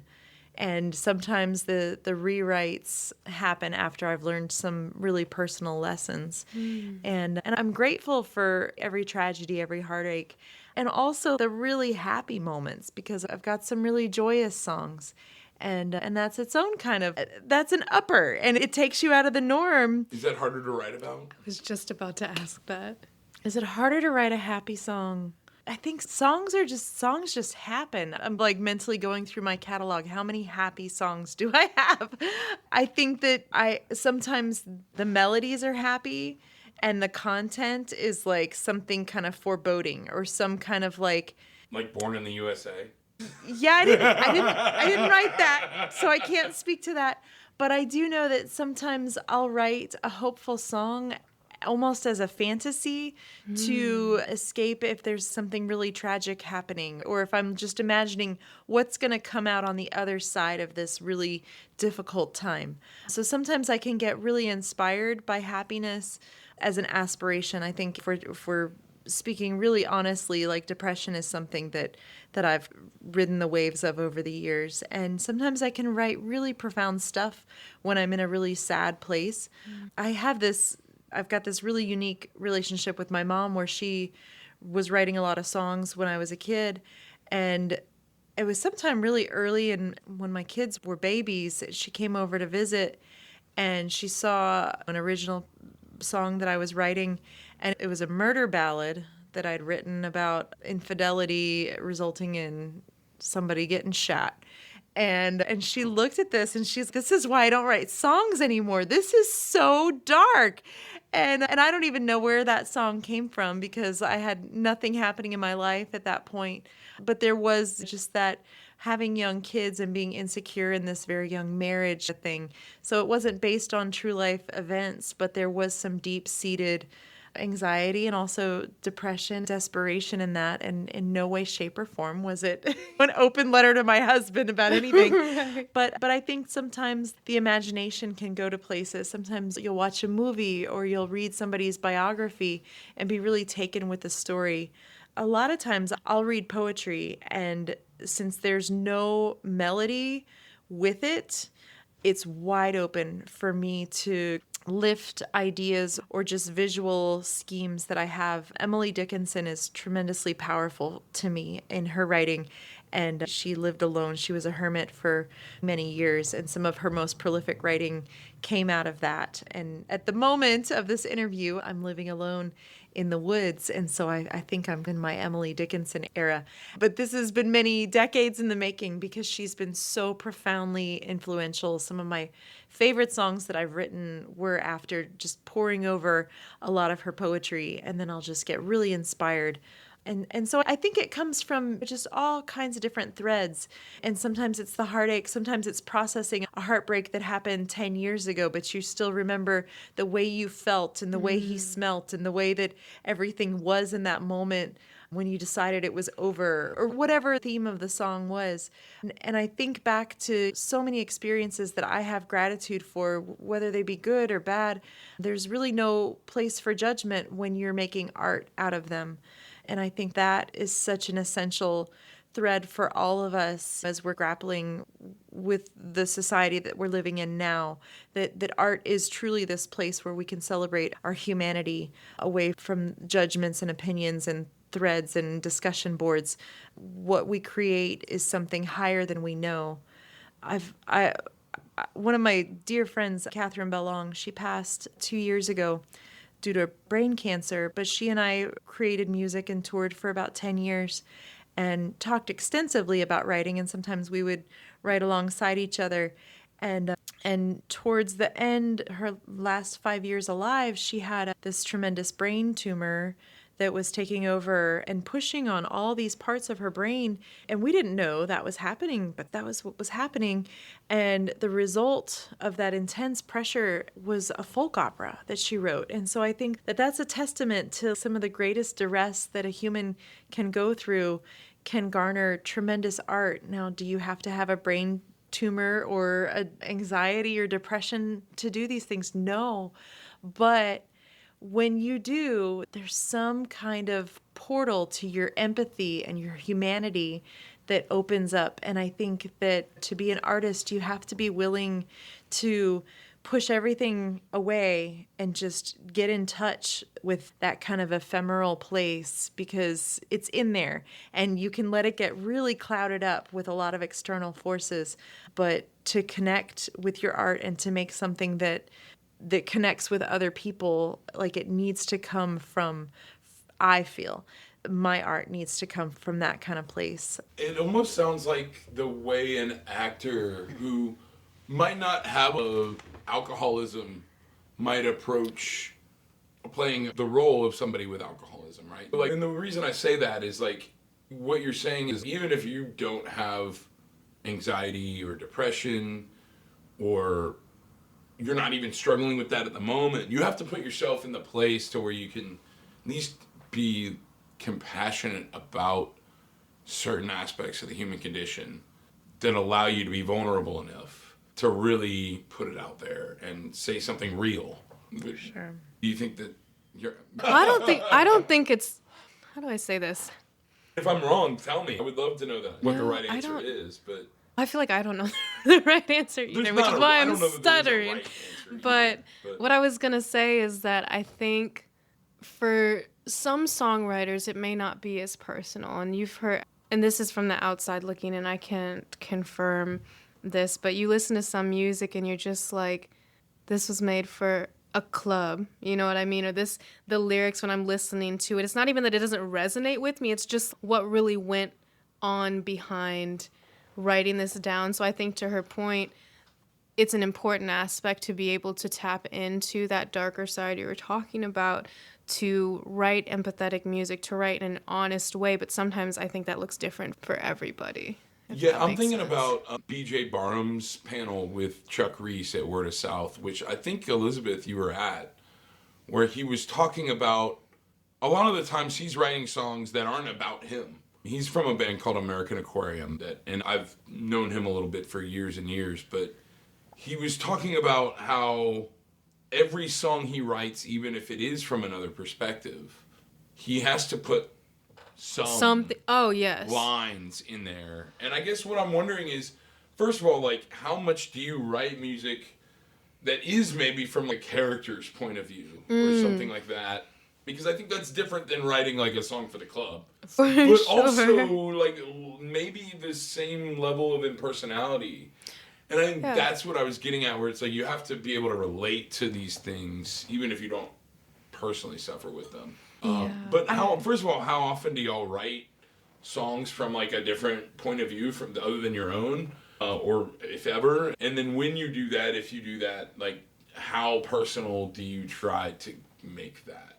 I can definitely speak on this one because a lot of what I've been shifting towards is writing for other artists as well as doing sync writing, which is, for those who don't know, sync licensing is the license used to pair music with film or with TV or with broadcast campaigns. And so a lot of that you're answering a prompt to. You have to step outside yourself, almost in that character mode like you were talking about. And also writing for other artists, because at that point you're no longer answering to your own script or your own story, you're answering to somebody else's. But I would say in my experience with that, I have, like your friend has done, tried to put elements of myself in it, because I find it really hard to write if I can't, at least in a very small sense, find myself in the story. And so I think that as a result, the ego, the personal has to step out of the room, but a bit of it is still in there enough to say, okay, my name is on this song and I know it's good because I could relate to it in a certain way, which means that my pen game was a bit stronger, if that makes sense. Yeah. Do you ever write songs from anybody else's perspective, Elizabeth? Or is it always it typically is from my perspective, but this is interesting that this is coming up because I don't know. I had a day, an Ancestry.com day, and I traced back my roots to, I guess it was a great-grandmother in Ireland. And yeah, so I just wrote a song based on what I invented as her story, based on really scant information from Ancestry.com. That's a really cool idea. Yeah. Okay. I was just curious. And her name is Annie Baker. There's a kind of a well-known fiddle tune called Angeline the Baker. And so I was thinking about this song, Angeline the Baker, which is, we've heard it a lot in like old time and bluegrass circles around here. And so I was like, who came before Angeline the Baker? Right. Annie Baker, my great-great-grandmother from Ireland. And yeah, I just wrote this song like about a week and a half ago. And it's not done, but it's definitely an Irish tune, and it's definitely based on the few facts that I was able to garner about her. And then the rest is invented based on the family history and how it's played out and what I'm imagining like the ancestral patterns are going back to her. So That is such a cool idea. It was I've never fun. thought to do that. yeah. Huh. Yeah, and you can invent anything you want because nobody's there. Such a good reminder. No, it's The making me historian think in about, me. it's making me think about the documentary that I want to do and pair it with my music about my journey home back to China. And I think most of the songs that I've written, most of which have not been released, much like you were talking about, have been more what I would say to my family or like what I imagine they would be versus allowing myself to create a story. I really like that idea. Yeah, I think the part of what I gained from the process was thinking about how she left Ireland and she left like these rolling green hills and got on a boat, not really knowing what was awaiting her in America, and had this long journey up through New York City and then to Cambridge, and then eventually made her way to the south, which is green rolling hills. And so there was this parallel between where I live and where she came from, and that's these green rolling hills. So there was like this personal moment for me thinking about your story, like you might be able to find some kind of connection that Some intersection. yeah. Oh, I would love to hear that song that you were just talking All right, about sometime. I'll work on it. Okay. It reminds me a lot of one of my favorite songs by the Drive-By Truckers called Ever South, where he's talking about how originally his family came from Ellis Island and from Ireland, and then eventually moved into Appalachia, and then like now he's talking about how he moved from the South to Portland, Oregon, and things are Greener pastures. But no matter where he goes, like everybody knows where he's from because of his accent. Like, a similar feel to the Tom Petty Southern Accent song. But I think in that case, it's actually, even though he's taking on the perspectives of his ancestors at points, and it sounds like this is the case with you, it's actually maybe one of your most personal songs. It may be. I have a lot of really personal songs. I don't know that. I can't wait to flip through your discography. Yeah, likewise. Are you on Spotify? I am, and your Yeah. music is as well. Uh-huh. It's No, all but- mine is under The Adventures of Annabelle Lynn. Everything Okay. on Spotify. And I'll make sure all of it's plugged and linked in the description of this Yes. episode for the That would be listeners. And great. this episode happened pretty organically. Originally, I was gonna just interview Ina today, and we were doing sound check, and Elizabeth was here just to help me out with some stuff, and the conversation was already flowing, and I was like, let's just do this, and everybody was down.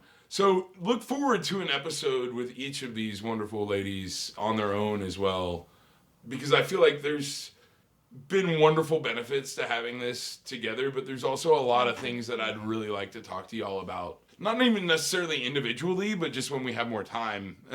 I want to be in the room during hers. I won't say a word. I'll just be sitting Likewise. right- No, thank you for creating this space and for creating this atmosphere for us. This is a wonderful, I do want to talk about, I try to spend the last little bit of my interviews allowing everybody to talk about what they're doing now, what you think is stuff people should check out, and then also just anything that you want to talk about that we haven't gotten to yet, where I'm not asking you random questions that you didn't even know the answer to before you walked in here.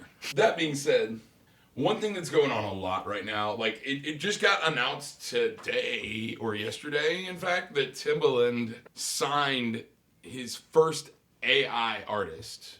And I just want to talk for a few minutes about what y'all think about AI in music. Have you ever used it? Or do you want to plead the fifth? That's fine too. I don't know. Everybody experiments in college. It's fine. I'm crying. Okay. But seriously, just my hot take, and I'm somebody who's easily convinced on facts and good argument on anything, is that it's the same as pretty much anything. It's how we use it. It's not inherently Correct. good or evil. But I also think the billionaires are making AI do art for a reason instead of our laundry. And what do y'all think? I have dabbled. Such a nice More way out to of say it. curiosity. Like when I first heard that you could get a whole therapy session or a song from AI, I was like, let's see how this works, and spend some intimate hours digging through the trenches of AI. And it's not all bad, but it feels very canned to me. I typed in Joni Mitchell's song, and it was very accurate. Like the prose had all the mechanics of a Joni Mitchell song, but the emotion gets sucked out of the room with it. And as somebody who's taught middle school last year and had a lot of students come up and try to pass off AI papers, you can spot the difference. I have a minor in English, and so I like to think that I've read a lot of books, and sometimes it's a little hazy when they put their own spin on it. And but as an artist, I'm not writing for a company or a record deal. I'm writing for me personally and for the musicians that I play with and the audiences that we perform for. I'm writing to build community. And I thrive on music that the people around me are creating or covering. And so my experience of music is something that's very live and in the moment. And when my band Adventures of Annabelle Lynn was recording, it was still really important to have a CD and to have a product that you could put in people's hands, because not everybody had Spotify and cars that supported that technology. Right. CD players. CDs were it. Yes. It was so important to have a CD. And we released our second album in 2018.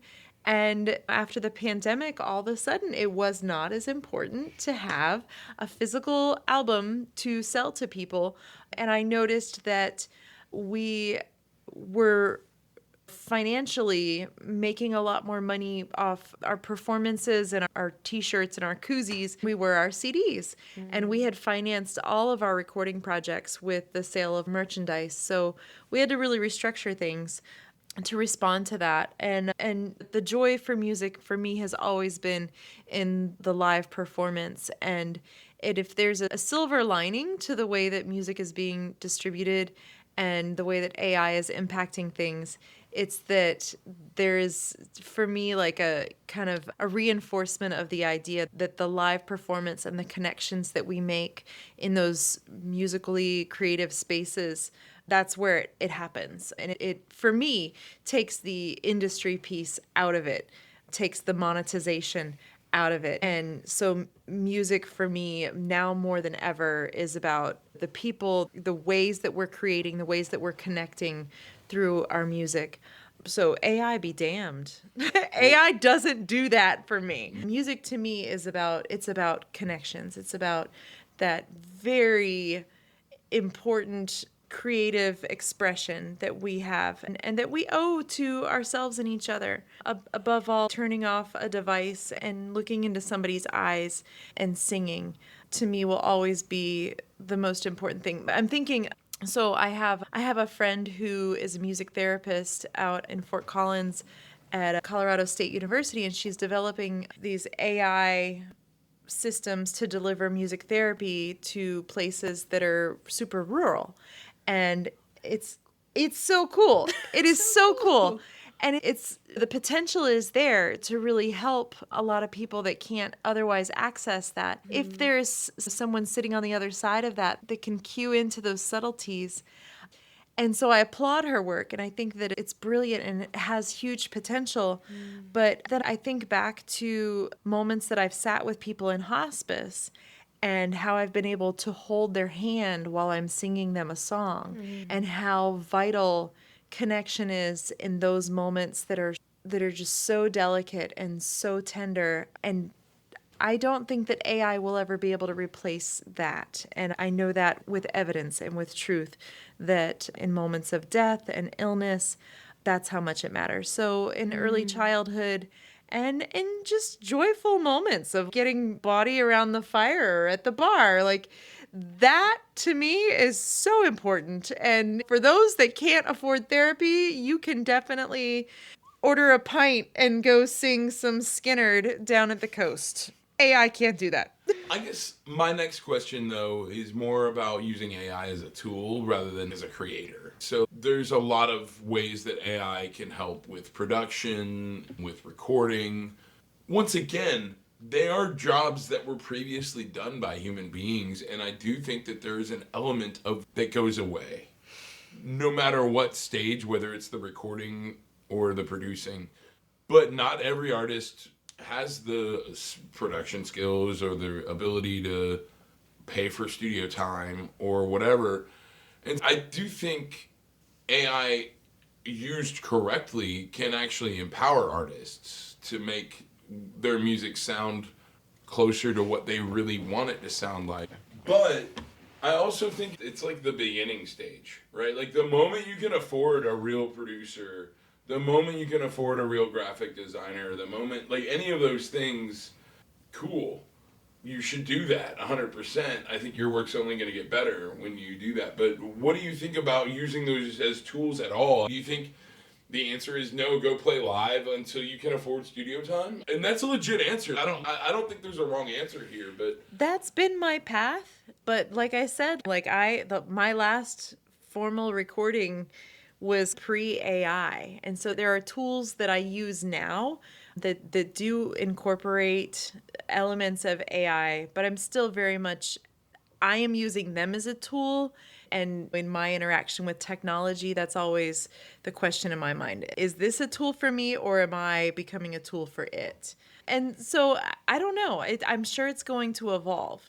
But there are certain tenets that are really important to me as an artist and a human. But I am also like very much an alien in this field. well, you minored in English, right? Yeah, Were you allowed to use spell check? we were. Okay. Were you allowed to use Wikipedia? Didn't exist yet. I'm not trying to age you, but my point is, like, when I was in college, like, spell check varied depending on what we were doing. Or like middle school. Like, spelling is like a thing, right, that you have to learn. I'm thinking about the classic, you probably never heard this, Ina, but Elizabeth and I, in school, all the time, from our math teacher, it's not like you're going to be walking around with a calculator in your pocket all the goddamn time. Nope, because by the time I was taking math courses, guess what was in our pockets? The On the whole school time. list for purchase. And that's what's in our pockets all the time Yep. now.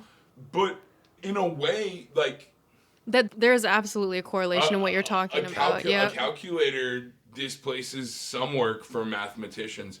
Now, I think the real issue is that as the work for these people has been decreased by technology, the expectations by the powers that be, corporate or overlords, the worker has never gotten any of that time back. The work day is the same as it was pre any of this technology. Workers are just expected to be more productive, and people get displaced because of it. But the calculator, as a result of that system, certainly displaced mathematicians, certainly graphic artists that were more production artist types, maybe not creative, but more production artists. First of all, there were like all the Disney people painting the backgrounds for the old animations. They all died of cancer. But they also, those jobs don't exist anymore. I don't know what the right thing is. My point is that I think AI is here, and we can't deny it. We can't whatever. I think we have to regulate it in a way that it hasn't been regulated by anybody yet. But I think Ina's probably got some keen ideas. Yeah, I really want to know, like, when, as somebody who, like, grew up knowing that technology was always available, and we're not, like, we're really not that far apart, but that 10 years is, like, crucially different. Especially You know with the what I mean? technology and the way that it's stored. Exactly. For like, sure. the difference between 86 and 96 is crazy. Yes. In a way sure. that humans have never experienced before. So I do think you have probably a really unique perspective on all this.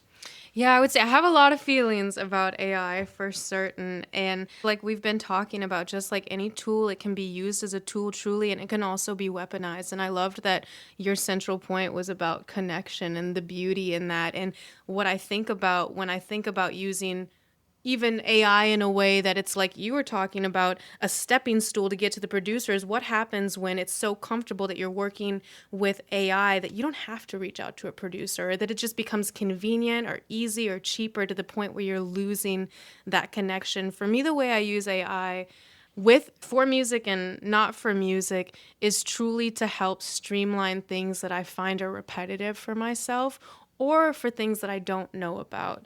I was actually in a recording session like 2 weeks ago, and our producer pulled up Suno AI. This was the application that was put out by Timberland and his team. And I remember in my stomach, I was just like, what are you doing? But it was just that kind of preconceived judgment of how dare we take away the creative process? But then he pulled up different sound samples, and it just streamlined the process of, okay, this is a sound we can explore. And it was really using it as a tool, as opposed to, boom, we found the sound, all we have to do is replicate it. And I think that's when it gets dangerous. Like in the future, I see myself using Suno AI, to be really honest with you, in finding different sounds, but then making sure that I'm not stopping there, that I'm taking it to a person, that I'm taking it to a team of trusted producers. I think that AI, because it's growing so quickly too, you have to consider also the ethics and the copyright side of it too, because at what point are all of these companies going to say, oh, you know what, this has AI on it, so actually we own X percentage of the song, and so on and so forth. And so it's really interesting to navigate the technology that's moving so quickly, faster than we can regulate it, faster than we can create parameters and safety nets for things. For me, I know that my lyrics, because they're so personal, will never come from AI for my own music. But I think some people maybe who have a tough time getting their words out can lean on AI and say, this is what I want to say, but it's as long as they don't stop with what AI provides. Kind of like your students too. People who are looking to write a paper. AI, I think, is a great tool to give you a frame and to expose you also to things that you might not have also been thinking about. But if you stop there and let it speak for you, that's when I think it gets really dangerous. What about when, and we'll move on from this kind of topic here in a second, Sure. and just talk about current projects here to wrap things up, but how much of the internet do you think, like when you put your content out there, how much, and I'm asking you this as someone who I know like streams a lot, you stream a lot of your recording sessions, you do a lot of Instagram interactions and things like that. It's so nice that you say that, because I feel like I've been lacking, so that's awesome. No, I think yeah, but I you're do great try at to that. create. I feel like I could learn a lot from you in that area for thank sure. you. But I ask you this because like how much of that, the internet right now, it's like a lot of people think that it's like the interaction, the engagement is what they call it. That's what the kids are that's what the kids are saying now in Yeah. the marketing analytics rooms. Good God. The engagement, a lot of it is AI generated. It's all AI slop. It's, you go on Facebook and you look at an ad, or you might not notice it was an ad until you realize that all the comments seem to be written by robots. But have you ever watched a producer fix drums? I feel like yes. Not off the top of my head, but I feel like And yes. especially like in top 40 music, they're trying to get it perfect. Yeah. They're basically trying to take in terms of mixing and mass? Oh, Yeah, yeah, I it's have like a watched. producer. Yes. Yeah, like a producer trying to fix drums. Absolutely. Or just get the they're sound almost trying just to make perfect. it robotic way. It's sometimes. In the sense that, and the reason I say that is they want to find the perfect snare sound and replace every snare in the song with that snare sound. Yeah. They want to find the perfect fill that he recorded 12 times and use that one. But not only that, they want to put it all on a grid. And so, like, it, in a way, I almost think that the way AI produces music and the way that top 40 music is produced is not that different.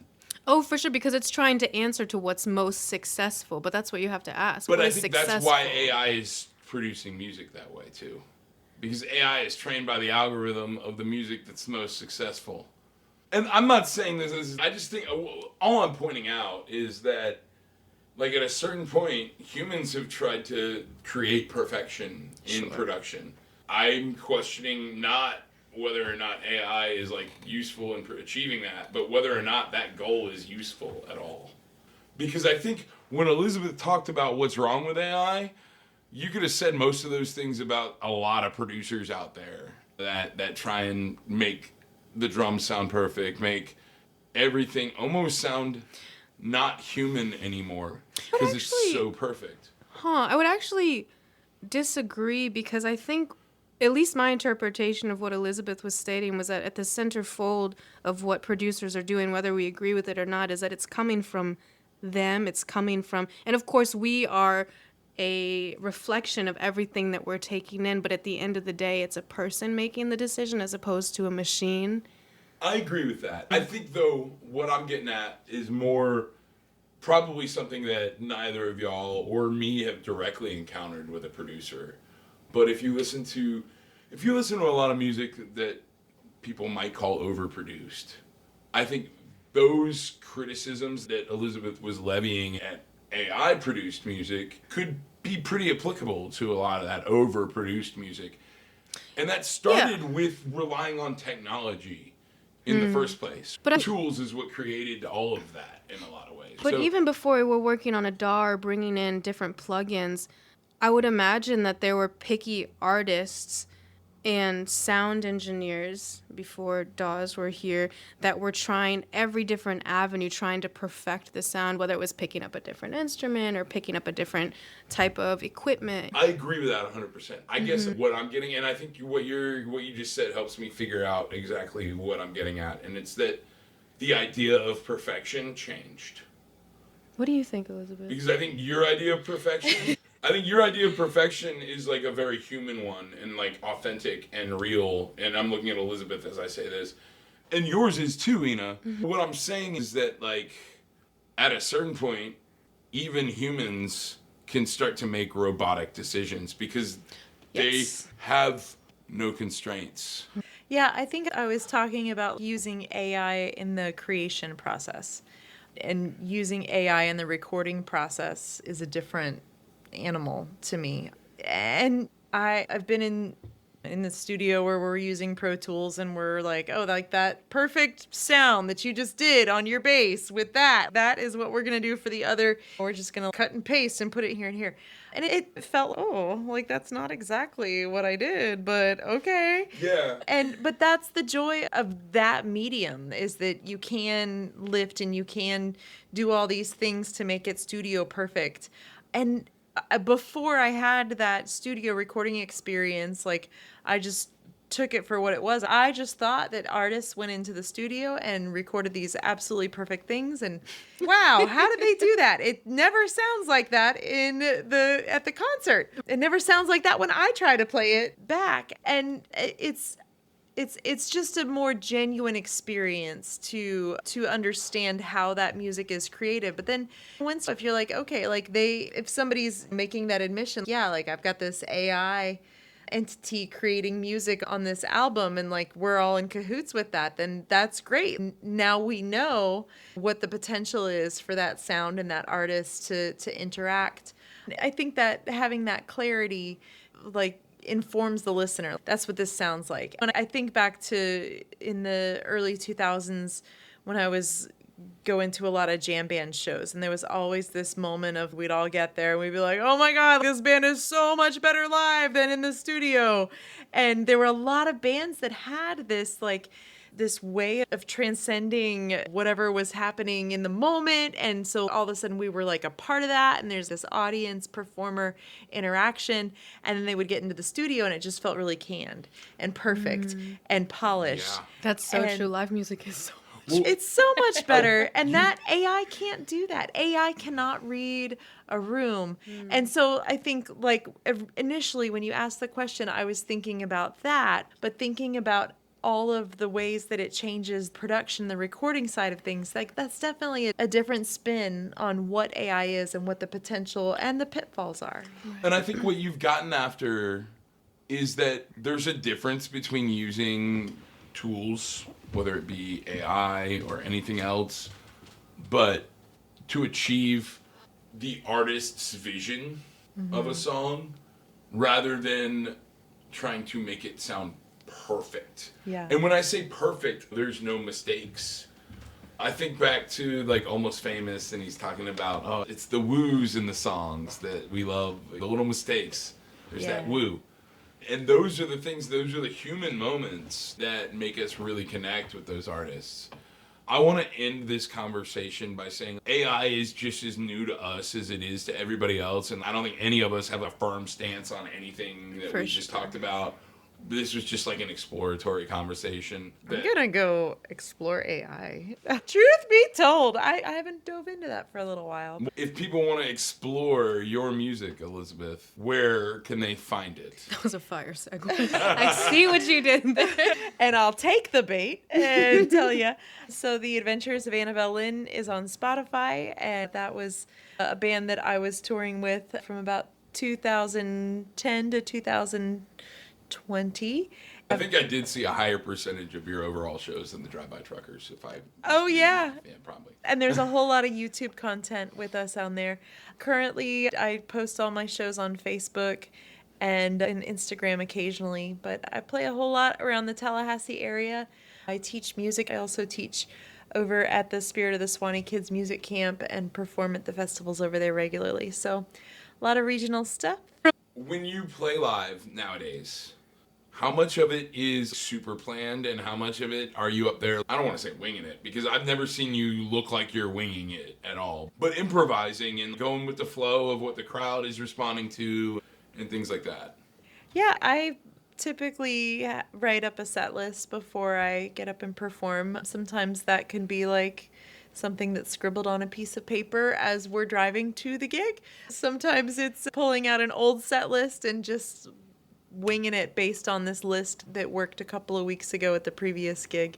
But yeah, I like to be somewhat prepared for what I'm doing. I want to ask you, you just had a release party that was sold out. You did something that I actually do house shows too, and I want to set one up with you at some point. But you did something that I hadn't thought of, which was like a combination ticket and merchandise package. Yes. You just talk about that show and talk about like how you thought about doing, because it sold out. It was super successful. So I want to just, if you wouldn't mind sharing Sharing how the nuggets. you came up with that idea and everything. Of course. Yeah. Well, I definitely didn't come up with it by myself.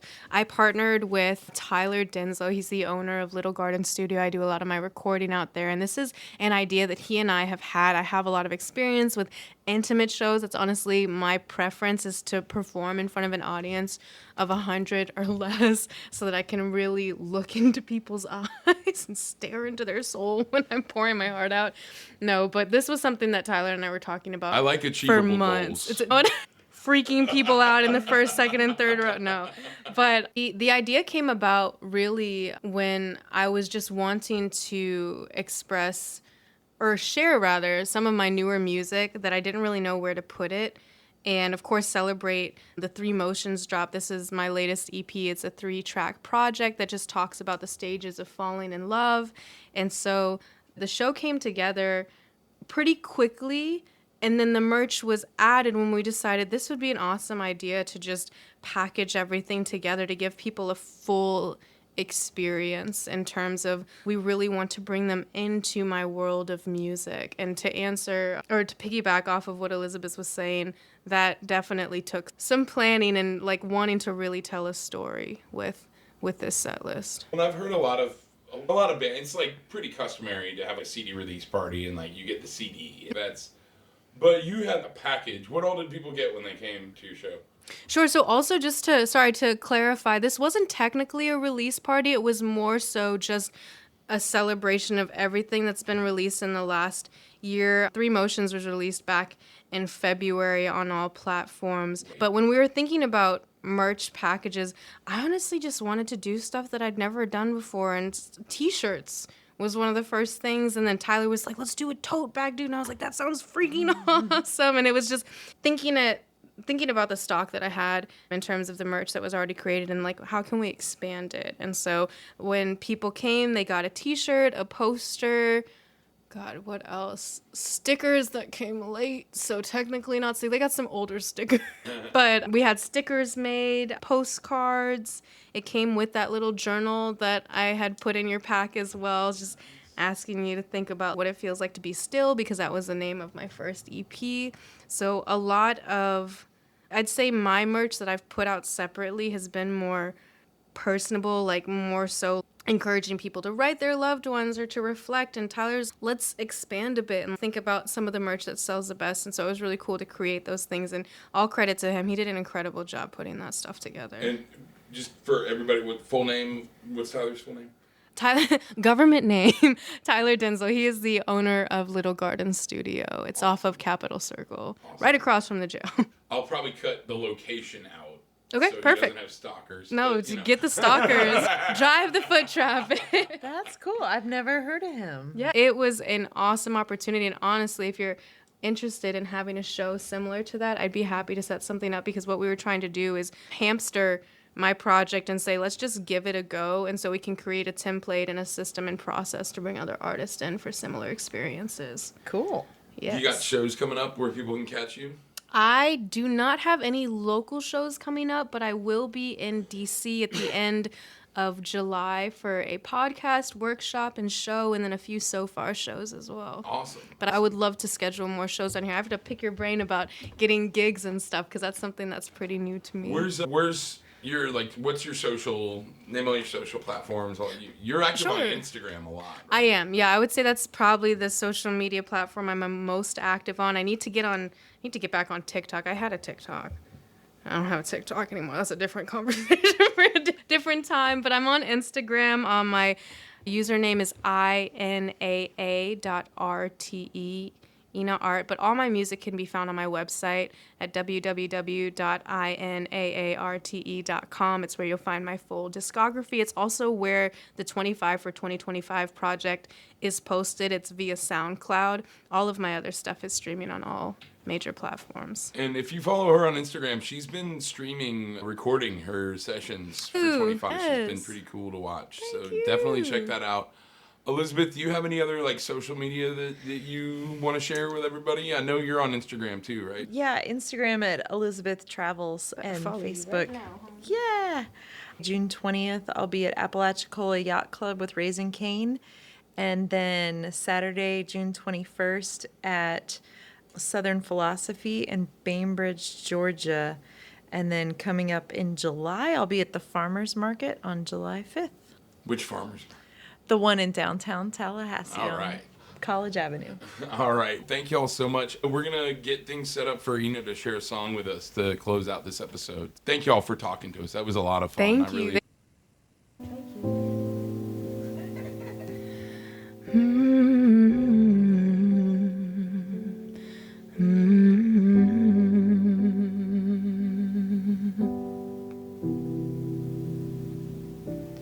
So much to say. Where do I start? Oh, it's been years that we've been apart. So much to tell you. There's so much to express as I write words on a letter with no address. There's no way to reach you. How do I get home? How do I retrace every step back to a place I've never known? How do I get back to you again?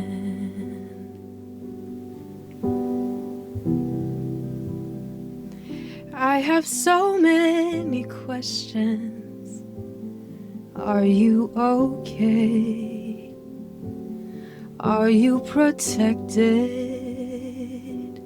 Mom, are you safe?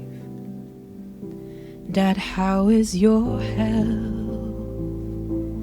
How is your joy? Where is your spirit? How can I hear your voice when there's no way to reach you? How do I get home? How do I retrace every step back to a place I've never known? How do I get back to you again?